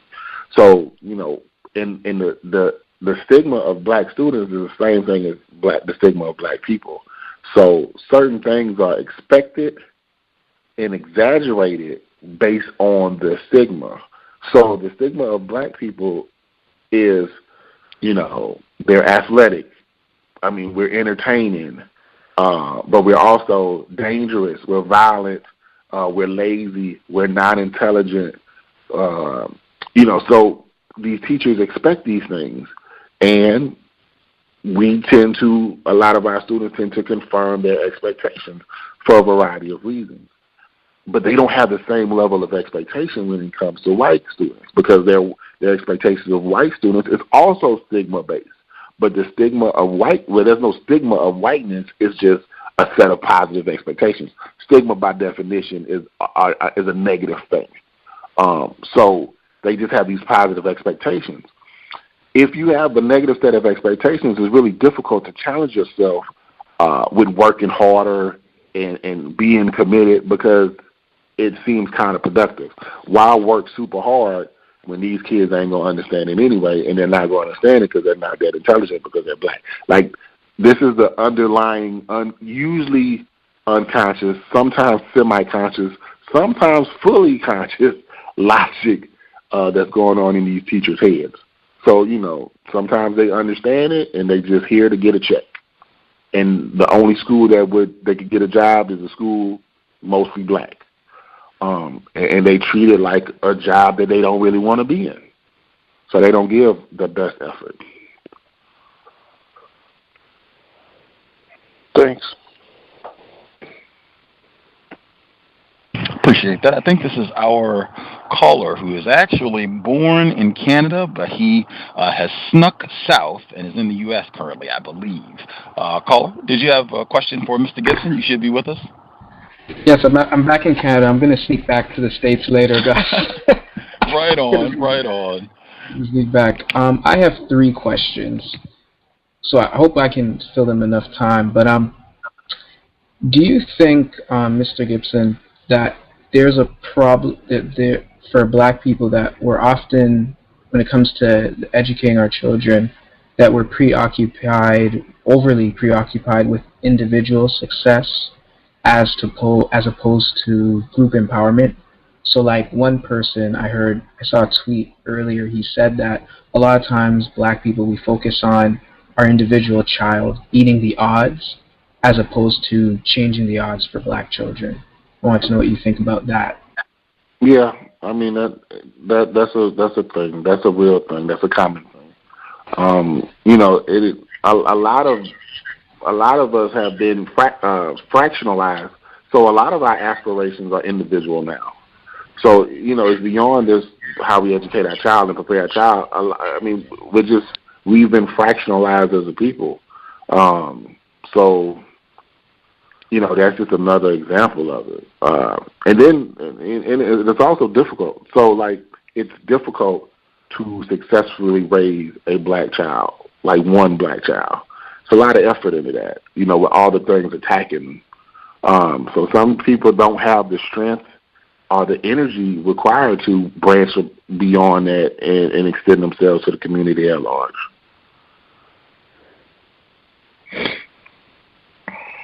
Okay, thank you. I'll go on to the second question.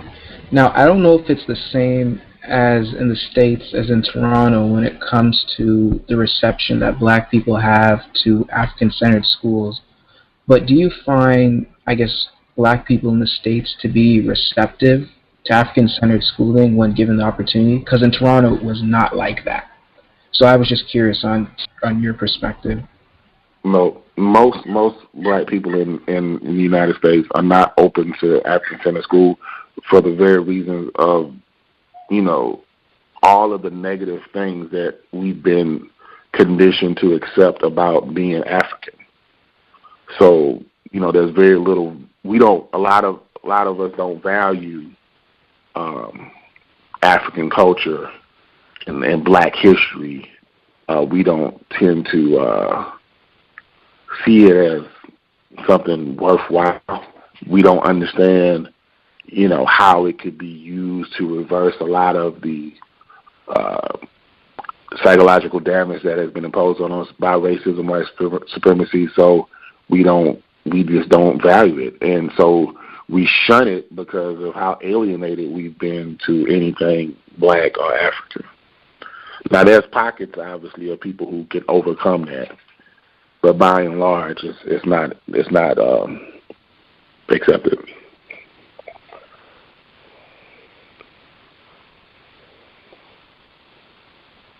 Oh, thank you. Do I have time for a third question, Gus?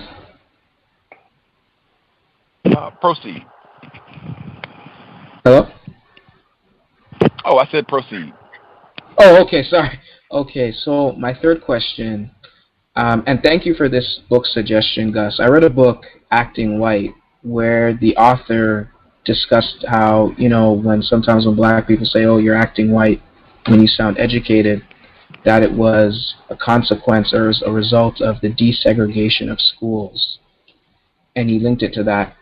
In your research, Mr. Gibson, do you think that the anti-black stigma that surrounds black parents and students could be a consequence of desegregation? Definitely. Definitely. Because a lot of the, before segregation, before desegregation, the teachers, we tended to have teachers from our community. And most of the communities, because of residential segregation, were predominantly black or predominantly one race or ethnicity. And, during that period of history in our community, there was just more unity, there was more positivity. There was also a more obvious enemy in white people and in racism. So it was easier before segregation, before desegregation, it was easier to identify the enemy and then unite to get better to overcome that enemy. But with desegregation, your enemy oftentimes became your teacher. And your now non-black teacher took with them the stigma-based expectations of these black students that they were now forced to teach. So the expectations dropped also, like ridiculously, like really noticeably. So you see a lot of educational underachievement from black students really, really happening as a result of desegregation and the shift in who they were being taught by.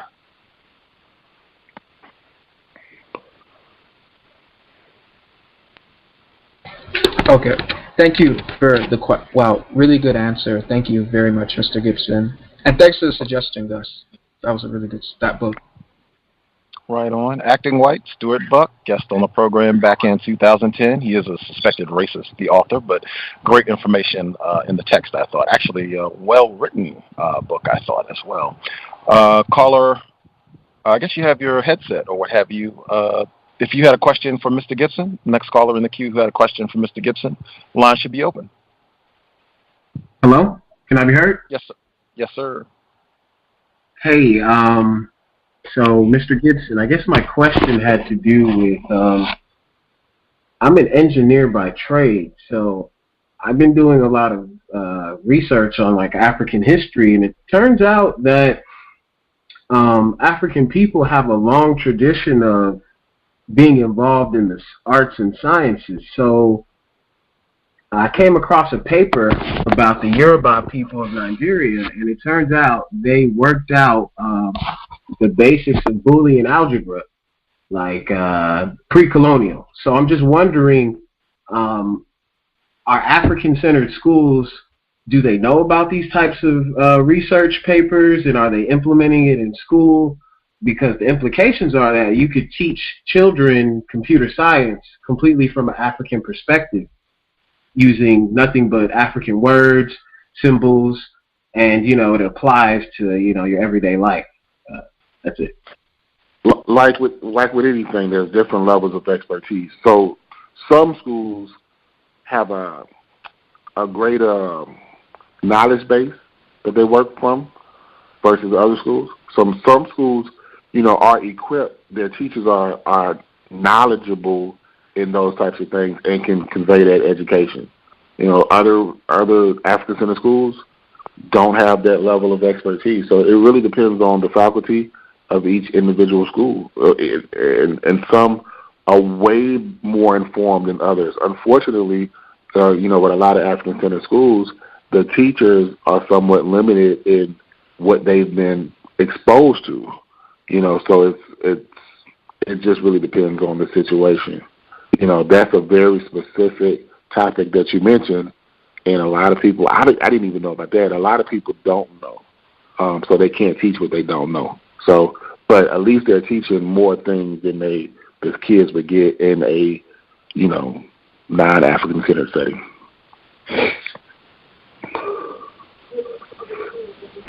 Okay, thank you. Oh, right on. Yep, appreciate it, sir. The person that dialed in, last 4 digits, 5771. 5771. Did you have a question for Mr. Gibson? Greetings, Gus, and greetings, Mr. Gibson. This is Henry from Chicago. I wanted to ask a question in regards to the damage that lowering the bar has with black students. I've noticed typically they would lower the bar or lower the expectations for black students, giving them A's and B's where they don't do A and B in work. So I wanted to get your comment in the high.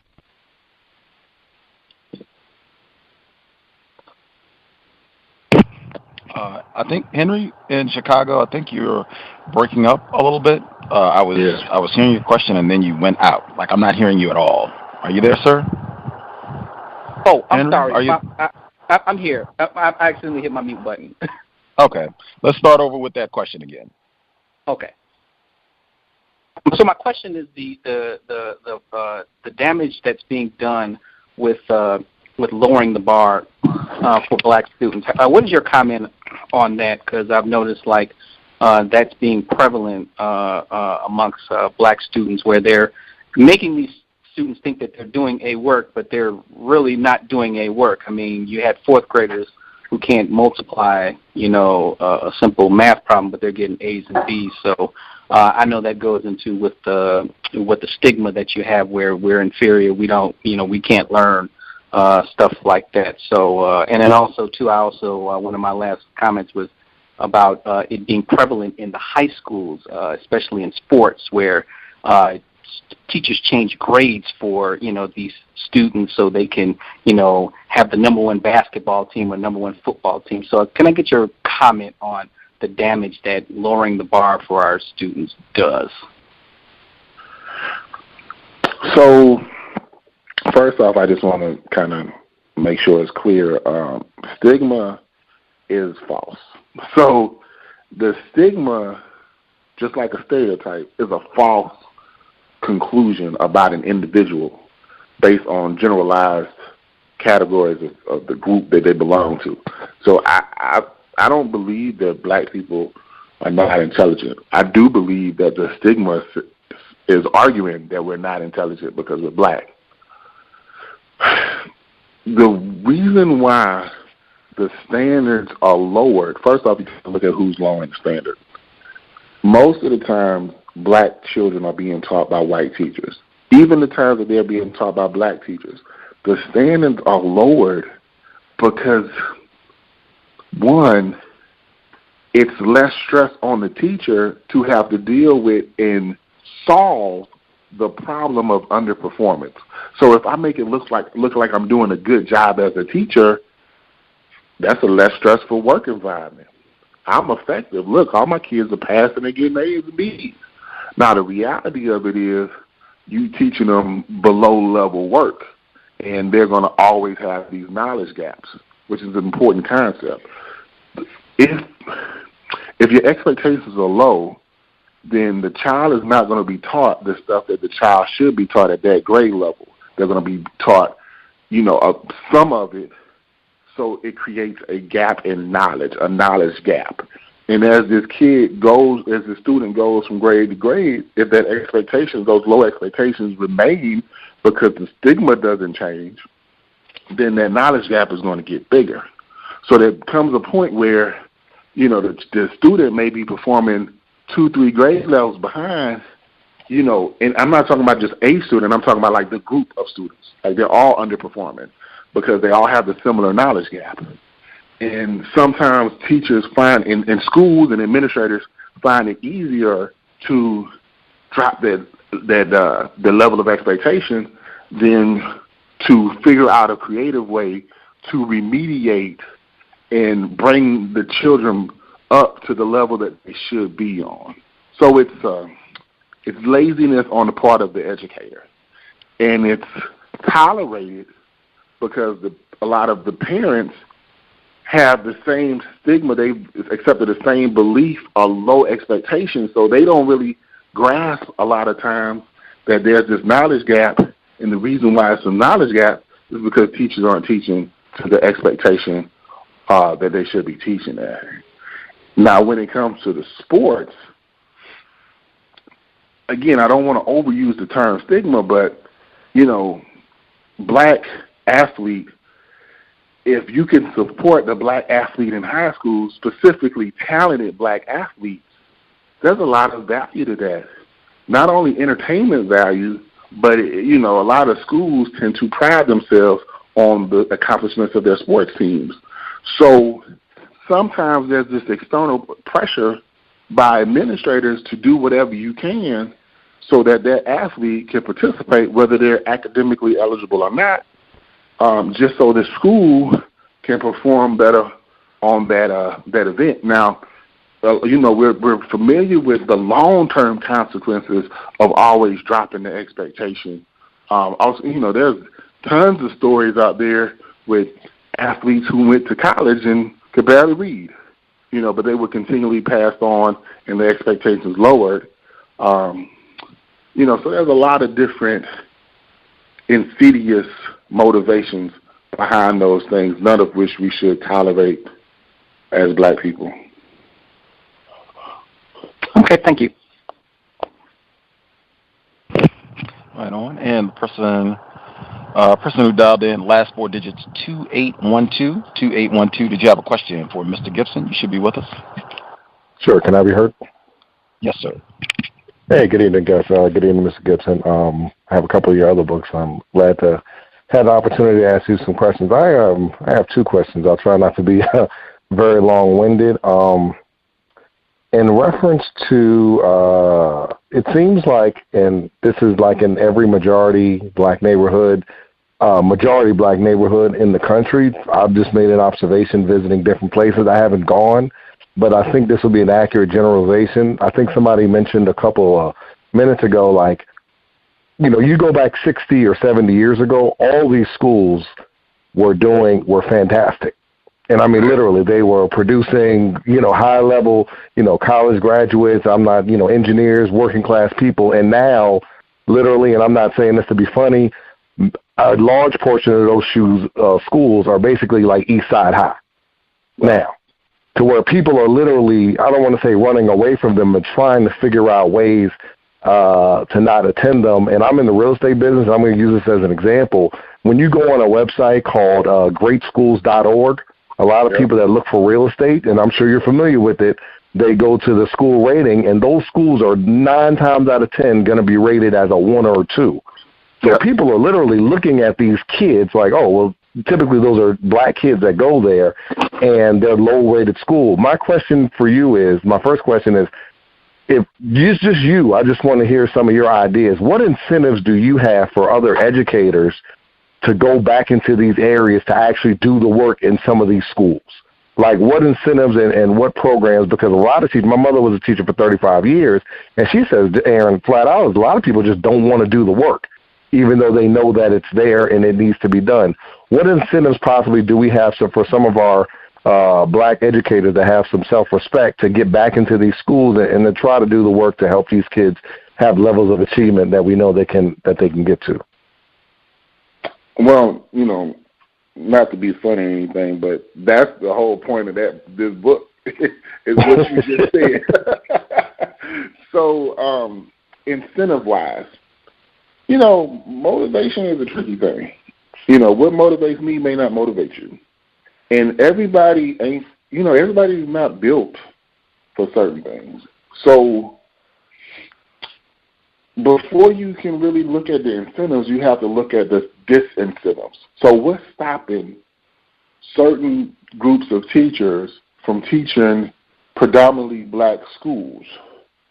Because, that's what we're talking about. Most of the schools that are rated lower are mostly black schools, or schools in high poverty areas, and their rating reflects their population more so than anything else. But most of the quality teachers are leaving the school, so as a result, the quality of the school falls. But they're leaving the school because of the student population. As far as incentives, like me and Gus mentioned earlier, it's not money. A lot of it is purpose. Why are you teaching? Why are you teaching? When I came into education, my wife is the same way. We came into education particularly to teach black kids who wasn't being served a quality education. And I've always taught black kids high poverty backgrounds. That's all I know. And I enjoy it. I love it. But that's me. First off, with white teachers, to expect a level of, altruism that counters sustaining white privilege by developing a generation of properly educated black people, we may be asking too much. You might be asking too much.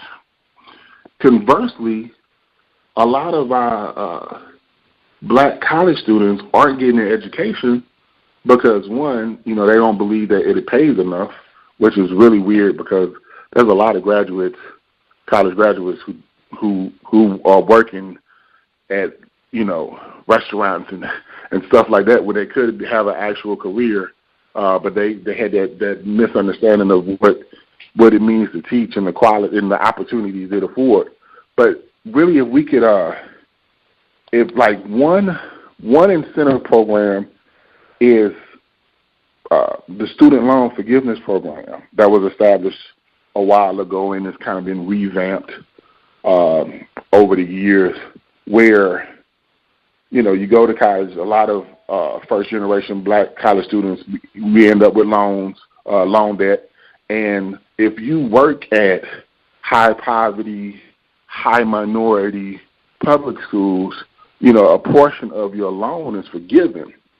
I don't know if it's a really highly publicized program, but that's one incentive program that I know personally some of my colleagues have said, hey, I teach here, not only because I care about the kids, but I also get this benefit of having my loan forgiven. So that's one incentive, in addition to just somehow promoting how education is a tool for change, like social change and social justice. I think if on the collegiate level, professors can get that message out and encourage education, then that may be more of a incentive for more black teachers to work in these schools. And guys, can I ask one more question, sir? Proceed. Oh, appreciate it. I'm not sure, I got into the call a little bit late, but I appreciate that answer. Another thing that I just want I had a situation. I have a high school senior, and I was having a conversation with a parent. This parent, she's a white female, but she has what we call quote unquote mixed race children, cowbell.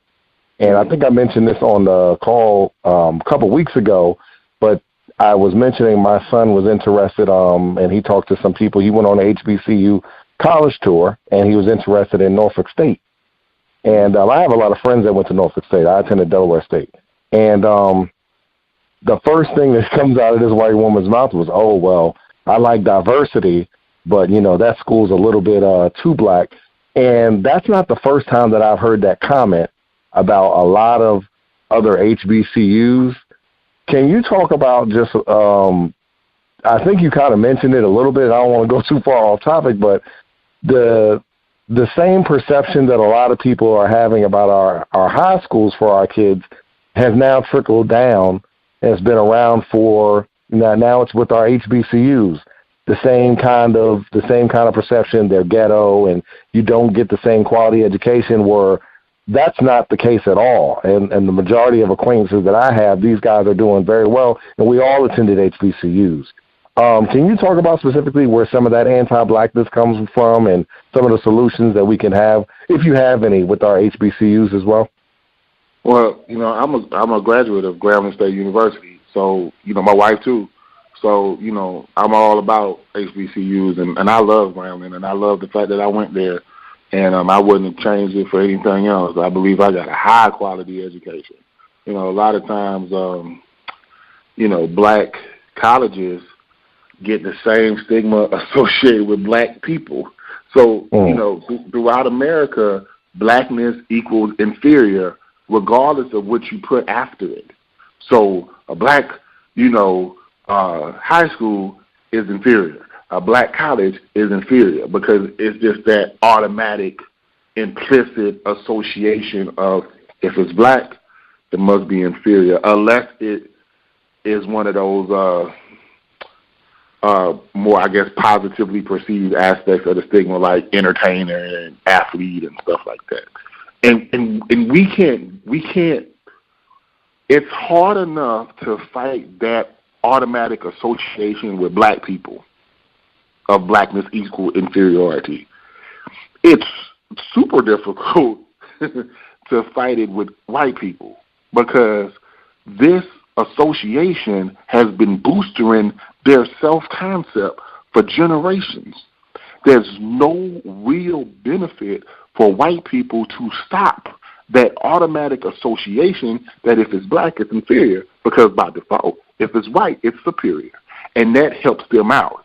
So to have this expectation or to even have the hope that, oh, man, I can get, white people to change their mind and stop looking at everything black as bad, it's hard enough to give ourselves at that point. It's going to take, I don't know. I just don't understand what would be their motivation. Few people, there's some. There's white people who genuinely care about black people in the world somewhere. But by show me a couple. But by and large, I just think that goal might be a flawed goal, and it might be easier and more efficient to just accept, hey, damn what she believes. This is what I want to believe, and this is what I want to promote to my child or, community. Appreciate it. Thank you, sir. Problem. Thank you. Appreciate that. I just wanted to insert, I think Mr. Gibson and I, we've talked about the term white privilege on the program before, and certainly listeners know I have, given my thoughts on the term. Just your concluding response, Mr. Gibson, you said that I won't include the expletive, but forget, what she says. I'm just going to go out and be dominant, be great, be black and brilliant. That's where I think the importance, it is not white privilege. That becomes problematic when I say forget what she thinks. If she happens to be my white teacher or my white principal or the white loan officer or the white police officer who has pulled me over at gunpoint and said that I was going 56 in a 55, it becomes problematic because it is not white privilege. It is white power. Very important, in my view. Wrong P word. It is power, not privilege. The person that dialed in, last four digits, 5300. 5300. Did you have a question for Mr. Joseph Gibson? Yes. How you doing, Gus? How you doing, Mr. Gibson? My name is Jerry. I'm calling from Chattanooga. I have 3 questions, and all of the questions have been great. The first question is, with that white privilege and or white power, depending on the circumstances within the school system, do you as a teacher excel these young black children to make sure that they don't accept the stigmatism? Yeah, I mean, if you're conscious enough to understand the problem, it's really hard to like know the problem and to not solve it every day. Like when I was in the classroom, I knew this situation enough to actively, aggressively work towards solving it in my own way every day. So if I understood that, okay, there's this stigma, these students believe that they're one thing and it's negative, I can work to counter that, then I did it every day in every subject area in every class. And a lot of, other teachers that I know who are black, they actively do the same thing. So, that becomes your purpose. That becomes your goal. Okay, that leads me to my second question. The reason I asked that is because what I've noticed, even when I was in school, when I was in college, is that I noticed that we tend to excel, but we tend, after we start excelling, we tend to tone down so we don't upset or embarrass the other non-black children or adults, depending on what school system you're in. We tend to turn down a little bit to make them feel better. And that's why I asked that first question, because if we don't do that and we continue to excel, how is it that we can continue that success? Because when you're a child, you tend to just do what you do. Even if somebody is disencouraging you, you even go harder because they are a deterrent. So just to get at them, you go a little further. So how do we do that as a people for that middle school, high school, and college? The bad thing is that a lot of times, instead of becoming a deterrent or something that you look at as something that I should overcome, sometimes it becomes that discouraging. Those low expectations become a pattern and they become normal, and you just accept them. And more often than not, that's the black students' response, because you have multiple teachers that create basically an entire school that has these expectations for you that are based on your color or your skin color or your socioeconomic status. And it's hard for a child nowadays. It was easier for older, like when we were kids, it was easier for us. But now the way white supremacy has refined itself and evolved, a lot of times these kids don't see the problem as the problem. Like, it's easier for us to see what the problem is. Oh, it's low expectations, yada yada yada. But they've been dealing with teachers with these low stigma-based expectations their whole lives. So now it's the norm. So instead of challenging the expectations and rising above them, they just accept them and roll with it. And that's more of what you see. You don't really see. If more black students were excelling and working to overcome this situation, we probably wouldn't be on the phone because the book would have never been written. So, it's a tough thing to deal with because it's so widespread. But there's hope. There's hope in the fact that there's pockets of people. You might have one teacher in a school that's just phenomenal, and it'll probably be a black teacher. It could be a white teacher who is just different. That's really having high expectations and doing wonderful things in the class. And a lot of times you'll see that the school around them will start to basically hate on that teacher and work to try to lower their expectations and really stifle, the stuff that they're doing. So, schools are systems. And when you have systems, a lot of times the culture of that system is based on a certain set of expectations, and it's hard to build the excellence, within that those set of expectations. I understand. And my final question is that when you see these children being stifled by these white males or these white females, how do you approach them without shaking them up to rebuild their confidence? Because all of that, what you just spoke of, is what happens in that middle school to high school, excuse me, that middle school to high school time frame. So by the time they get to college, they're already used to not excelling. So what do you, as a teacher, what is it that you do, and what would you give the parents to make sure that they know what to do in those particular situations? Well, there's levels. So, like, say, like, you know, as a school administrator right now, like I'm a building principal right now of a middle and a high school. So I put the pressure on teachers. I don't necessarily use race a lot because it's just counterproductive. They tend to shut down when you use race a lot. So what I find is, you know, quality teaching has certain habits. There's certain things that quality teachers just do. And I hold the teacher accountable for doing those things of a quality educator. So most teachers value their teacher evaluation. They don't want to get a bad evaluation.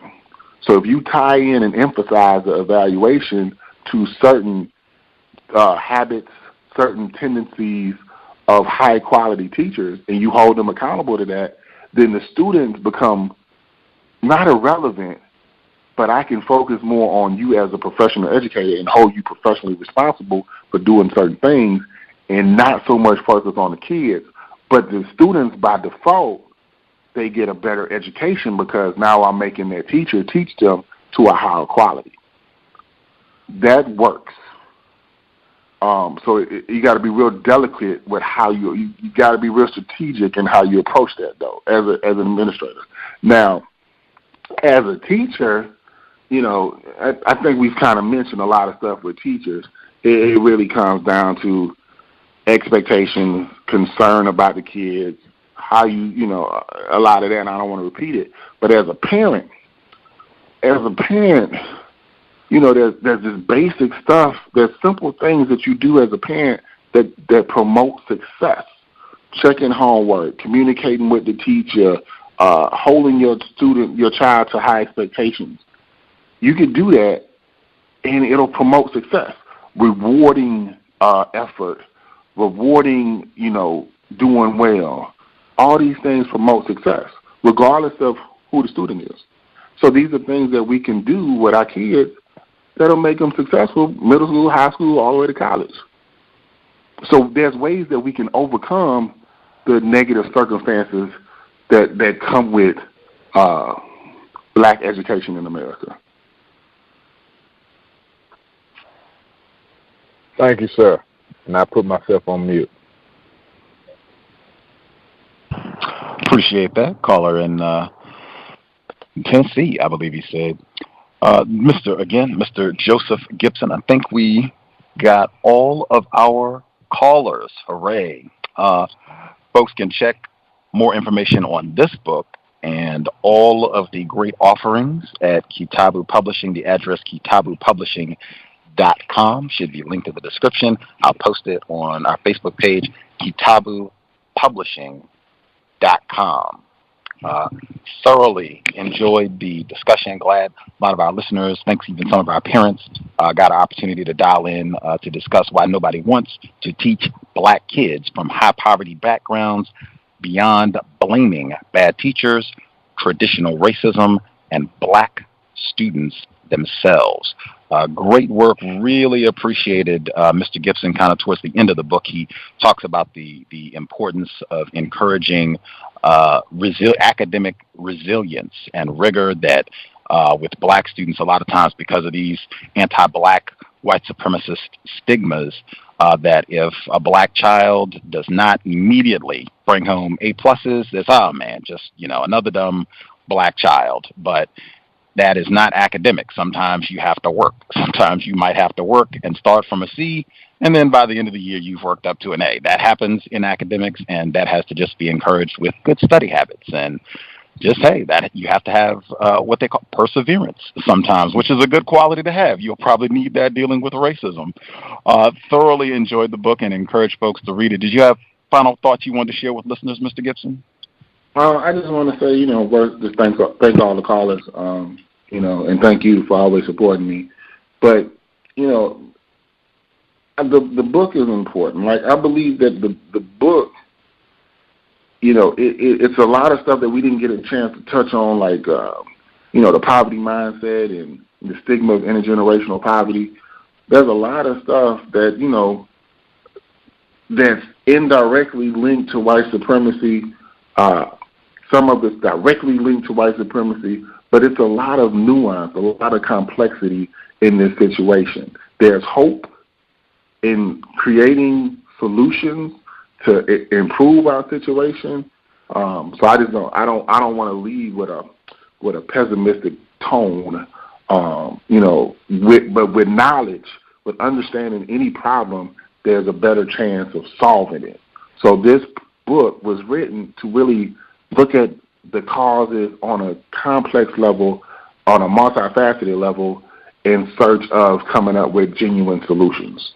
So it is a positive book. With lots of suggestions, I would add. Again, the full title, Why Nobody Wants to Teach Black Kids from High Poverty Backgrounds Beyond Blaming Bad Teachers, Traditional Racism, and Black Students Themselves. Just came out weeks ago, literally. Available, it's at Amazon, KITABUPublishing.com. You can get it. Tremendous work. Certainly, I would recommend it if you are a Black parent, Black educator, if you have Black children that you care about, you spend, time around them, I would encourage you, get a copy and maybe even share it.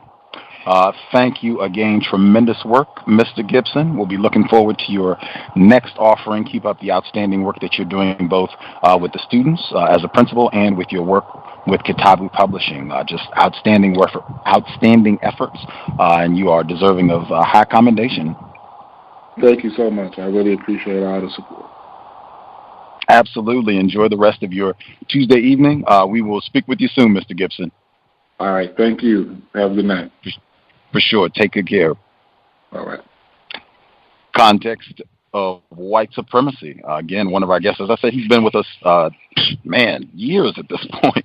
Mr. Joseph Gibson. You can go back in the archives. I think the books that we mentioned that he's already authored, we've talked about quite a few of them over the years on the program. Some of them are linked in the description. The Monsters We Make, one that we talked about before, linked in the description. You can go back, check it out. That's another one I would recommend folks check it out. Great concepts, great information. This one as well with great suggestions for parents, ways that you can, if you have any problems in terms of just not feeling comfortable going up to the school and dealing with all that, I can certainly understand. Explicit suggestions, things that can be helpful in navigating that whole system. Just really good work from Mr. Gibson, as usual. Again, emphasize Gus T hanging in under injury today. Again, next time I will have ready-made excuses. If anyone even looks like they might be coming to request that I go help them move laundry equipment, never again. I have tons of excuses. I got trampled at the Stampede at the White Privilege Conference, injured my hip, can't move anything. Heavy, got tons of them. I'm just writing them down, keeping them ready in case anyone looks like they need that sort of favor. Again, terrible mistake on my part. Hopefully this will all be a memory soon. We'll be here at minimum on Thursday. Workplace racism. Some of this seems like it could have fit there. 8 p.m. Eastern, 5 p.m. Pacific. Friday, Frantz Fanon, Wretched of the Earth, session number 2. Session number 3. I got thrown off because last week was the first session that we actually had Frantz Fanon's words. But this is our 3rd book study on the Wretched of the Earth. The first 2 in the archives if you need to catch up. But looking forward to this Friday, Frantz Fanon. If folks have suggestions, problems, if you can't find something in the archives like Mr. Gibson's previous visits, feel free to drop an email untiljustice@gmail.com. as I'm laboring, I'm not doing the full 3, but I will check in to see if anybody had a question, comment. See Thomas in New York. Thomas in New York, did you have a comment, question you needed to get in? You missed Mr. Gibson, but I did see your hand. Yeah, I was there earlier, but I couldn't speak. Well, I was in travel to work, so I was hoping I could get my question in. Thanks, buddy. But that's you know, you can hear it. It's kind of loud where I'm at. As I'm traveling to work, I'm walking to the hospital, so I'll mute my line. Thank you. Oh, right on. Sorry about that. The commotion. I suspect. Excuse me. I suspect that Mr. Gibson will be allowed. Man, didn't even get extra because of my injury. I don't have extra water. Okay. Woo. No more moving furniture. Excuse me, moving laundry equipment. I suspect we'll be able to get Mr. Gibson back. Hopefully, we'll be able to get Thomas in New York's question there. If other folks, if you had a very concise comment based on the dialogue, if you wanted to get in, if you can get your hand up, even if you spoke already, you need to press *61 again because I just went through the queue because there were so many callers. I didn't want to get confused and go out of order that the order that people called in. So if you have a comment, question, remark, gripe that you need to get in before we conclude, concisely before we conclude, get your hand up like in the next 2 minutes. We'll get your comments in. If not, you will have missed out. You'll have to wait until maybe the compensatory call in this Saturday, 9 p.m. Eastern, 6 p.m. Pacific. We'll catch up on what's gone down last 7 days. Will be grand. Invest if you think the program is constructive. Racism-notes.blogspot.com. Racism-notes.blogspot.com. Listener supported counter racist radio. If you are, once you go to the blog, you'll see the PayPal button top right corner. If you're not into PayPal, drop us an email and it will get you a physical mailing address. Huge thanks to all the folks who have supported, invested. I hope the program has been worthy of your time and energy. The caller at 5300. Do you have a question, right, comment you want to get in?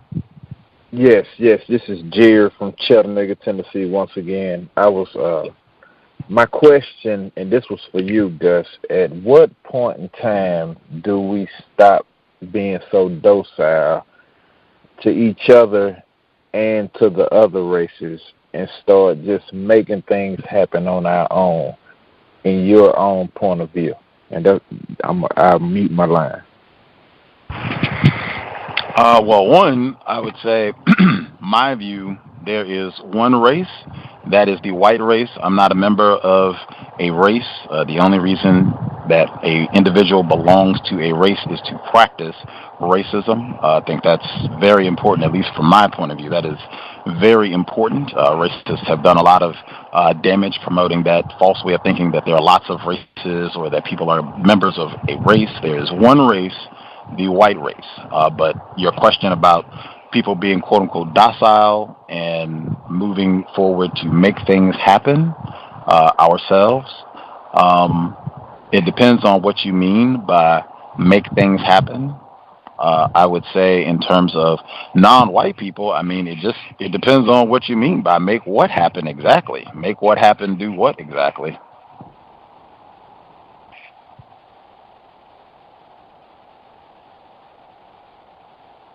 I'm sorry, I had muted myself. Myself. I'm sorry. I was waiting on the answer. What I mean is, as far as say buying land, fighting back would be one of the most important things. Fighting back, getting land and conserving that for our own people, and moving ahead instead of staying out of the way so much all of the time. Does that kind of clarify the question? a little bit moving ahead as opposed to standing out of the way. That sounds like it could be a metaphor. That's just something I pay attention to for people that listen to the program. Yeah, I know you don't like metaphors, and not that I don't like them. Just I encourage people to pay attention because a lot of times confusion and there can be a lack of clarity when metaphors are introduced. People aren't necessarily being explicit when they're using metaphors. But neither here nor there. I think I understand better what you were saying. My view in terms of fighting back, you have always had black people fighting back since the very beginning of white supremacy racism. If you mean literally fighting back in terms of counter-violence against whites, you've had that since the very beginning of racism, white supremacy. I'm sure somewhere on the planet right now, a non-white person is committing an act of counter-violence against a white person. That's always happening if you mean that direct physical confrontation. In terms of buying land or other things, in my view, you would have more non-white people, more black people specifically doing this sort of thing as they have a better understanding of racism, white supremacy. I think the reason that you have a lot of non-white people not doing those things is because you have a lot of non-white people who do not understand white supremacy, racism. And when you don't understand, it's very difficult to, work in a constructive manner. So that's why I try to do the program and encourage other people, share the information. Don't be a spectator. I think I say that on the program consistently. One of Mr. Fuller's concepts about exactly what you're saying about us getting out and being more active and being constructive and trying to get this problem solved. I think you get more of that when you get people that feel like they do have a more accurate understanding of racism, and they even have some ideas about what can be done to solve this problem.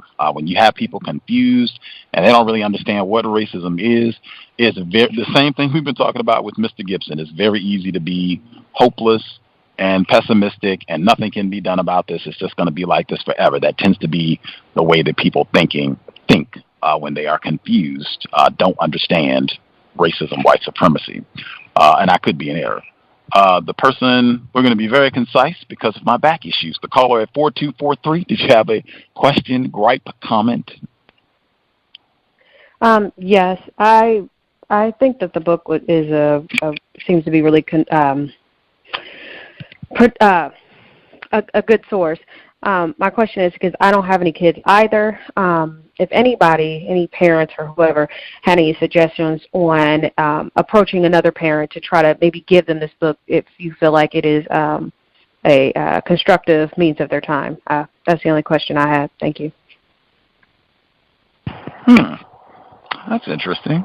I haven't done that. I haven't went to a parent and just said, hey, you should check this book out. It offers tips on parenting or whatever. I haven't done that before, but that seems pretty low key. People suggest books on a regular basis. Like if it's a book written specifically about black parents, and I know some black parents, that seems pretty, unless I, think they might wig out about a book on racism or something. But if it's, this book it's about black parents, has tips for black parents. If I was a black parent, I don't think that would, that would not be off-putting, someone suggesting a book. Hey, you're a dad. Why don't you check this out? This is talking about black dads and things you should be doing for your black child.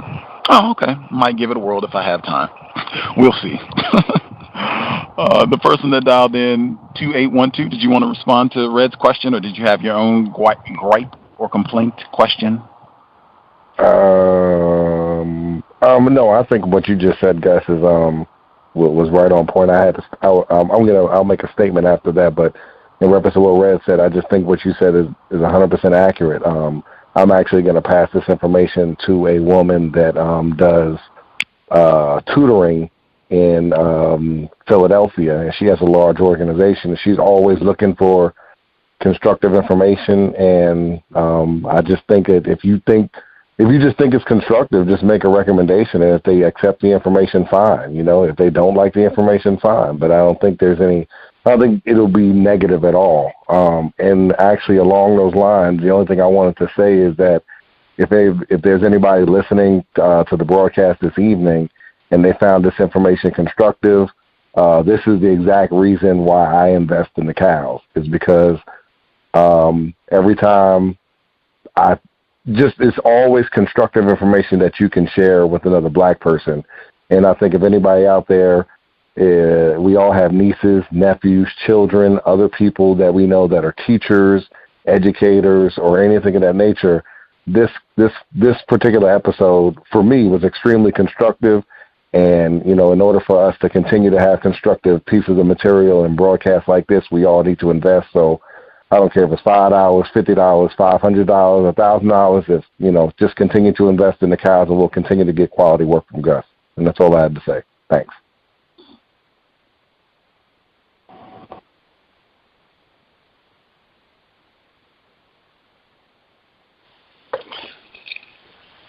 Hello, can I be heard?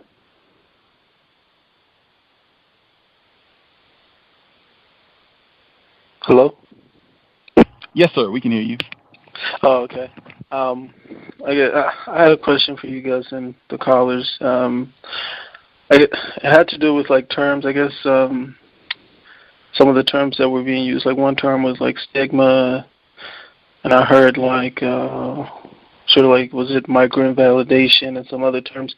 But I was wondering in counter-racism, or should the person that's would you suggest that the person that's using other terms other than white supremacy and that white people are the problem, that these sort of terms, would you suggest that these terms be emphasized every single time that other terms are used, like stigma, like failure, some of the terms that I heard today? Should whenever I make a presentation, or somebody makes a presentation similar to this, should white supremacy and white people being the problem be vocally emphasized on a regular tone or basis? Well, I can only give my view. Again, Mr. Gibson, he's been here, literally for years. He's been on the program, so I was not surprised with the word choice. We've talked about, his use of terms in his writing before. I think in consecutive programs in his writing. I know it came up in the most recent book about neuroplasticity and how racism has changed the brain development of non-white people. It came up there, and I think it came up also in the Monsters We Make, the book that's about predominantly white teachers, white female teachers, and how they function in a racist manner in the classroom. It came up there, and the only thing I can say is that non-white people most of the time have different views in terms of racism, white supremacy, and so certainly we're going to have different terms in how we articulate racism, white supremacy. I've shared my views. I've done, what you kind of outlined before in terms of emphasizing the terms that I think are most accurate, and and I even brought it up today with white privilege. We've had that discussion before. I said that today. We've talked about that before. I also think that every non-white person has VGQ. I can't really admonish a person or force a person to use terms that I think are most accurate, particularly if they have a different opinion. And I think he has a different analysis of the problem, and certainly a different project when he sits down to write in terms of why he's using those terms. And I think he said at the beginning of the program that he was trying to not say racism so much. I think he said that explicitly. So obviously that's a very different agenda going into writing than, what I think we should be focused on. That said, I also thought he had a lot of constructive information in the text. Even if some of the wording is not what I would have chosen, I did think it was constructive. So sometimes you just have to make choices. Do I want to focus on, or how much do I want to focus on the terms and them not being the most accurate, at least in my view, or do I want to switch and focus on some of the content, even though the terms might not be the best, the content is still constructive and could be helpful in solving this problem. And you just have to make a choice about how you want to use your time and energy. Where is the focus going to be? I did bring up the words a little bit. Maybe I should have brought it up more because that is important, but we had done that before, and I thought he also had constructive work. So it just, in my view, it's an individual choice. You just have to decide how much of a focus, how important it is, and what you're willing to sacrifice to focus on what terms are going to be used and how they're going to be emphasized, if that makes sense. Yeah, no. Yeah, it makes sense. I guess my question was from your experience, I don't know, or from other people that you have interviewed. What's more impactful or effective, like marketing wise? What catches the attention of black people more? Using these other terms or using name calling and sexual intercourse with white people? If you want attention, Sheriff Clark is a coon and a Sambo and name calling and sexual intercourse with white people. I'm kind of being facetious a little bit, but I'm kind of being truthful as well. Because those two things, in my experience, those do catch a lot of attention. That's not to say the constructive things don't catch attention, but I mean, that is a part of racism, white supremacy too. That's a lot of training and programming to just encourage black people being in conflict with other black people, and that sort of, that's promoted all the time. It's a reason that's very, very popular. It's common. It's, familiar. At any rate, since I have been writhing on the floor most of the day and most of the program, we will call it a broadcast, and that will give me 48 hours to heal, and hopefully I can go back to sitting in my chair and doing the program. If you have problems, questions, you can't find something in the archive. Somebody did email me on Monday, and they said that they couldn't access a program, but they didn't tell me which one. So if that does happen, let me know which broadcast it was. Maybe even you can post a link if you were online someplace and it was not working or you were having a problem. Let me know, and I'll try and get on it pronto. But just untiljustice@gmail.com. Guest suggestions. If you have other problems or gripes, feel free. We'll try to respond promptly. Again, suggest sobriety would be best under conditions of white supremacy. Racists, Daniel Holtzclaw, race soldiers, Badger No, they have a long record of terrorizing and abusing black people. You do not want to make their job easier by being intoxicated and not able to think straight, not able to make great decisions to keep yourself safe, you, your children, anybody else you might be responsible for. Enjoy the end of the summer. Get out. Have a blast. Might be going to the solar eclipse. Going to have a grand old time if we do so. Might even, try to broadcast. But you can do all that. Be sober. You do not want to be out frolicking, bump into a random white person, and then have to respond and can't get it together and act appropriately because your thinking is a little off-center. Sobriety would be best. And to emphasize, Dr. Welsing, she said consistently, reading is more important than watching television. One of the suggestions in Mr. Gibson's book is to really make sure that we promote leisure reading in front of our children, that is a tremendous skill, something to model for black scholars to see reading as not just something that's associated with schoolwork and boring stuff and work, but it can be fun to read and learn. So let's make sure that we are modeling, whether we have children or not, modeling leisure reading in front of black boys and girls. That said, Creator, we ask that you help us remain patient with other black people, victims of white supremacy. We ask that you help us remain patient with ourselves. Remind us to demonstrate the highest levels of black self-respect at all times, in all places, each and every time we are in contact with another black person. It has been time. Replace white supremacy with justice immediately. Cal signing out. Thanks all for tuning in. Nigga, you so brainwashed. I'm a victim, brother. Problem. You're a victim. I'm a victim of 400 years of conditioning. Shut up. The man has programmed my conditioning. Even my conditioning has been conditioned.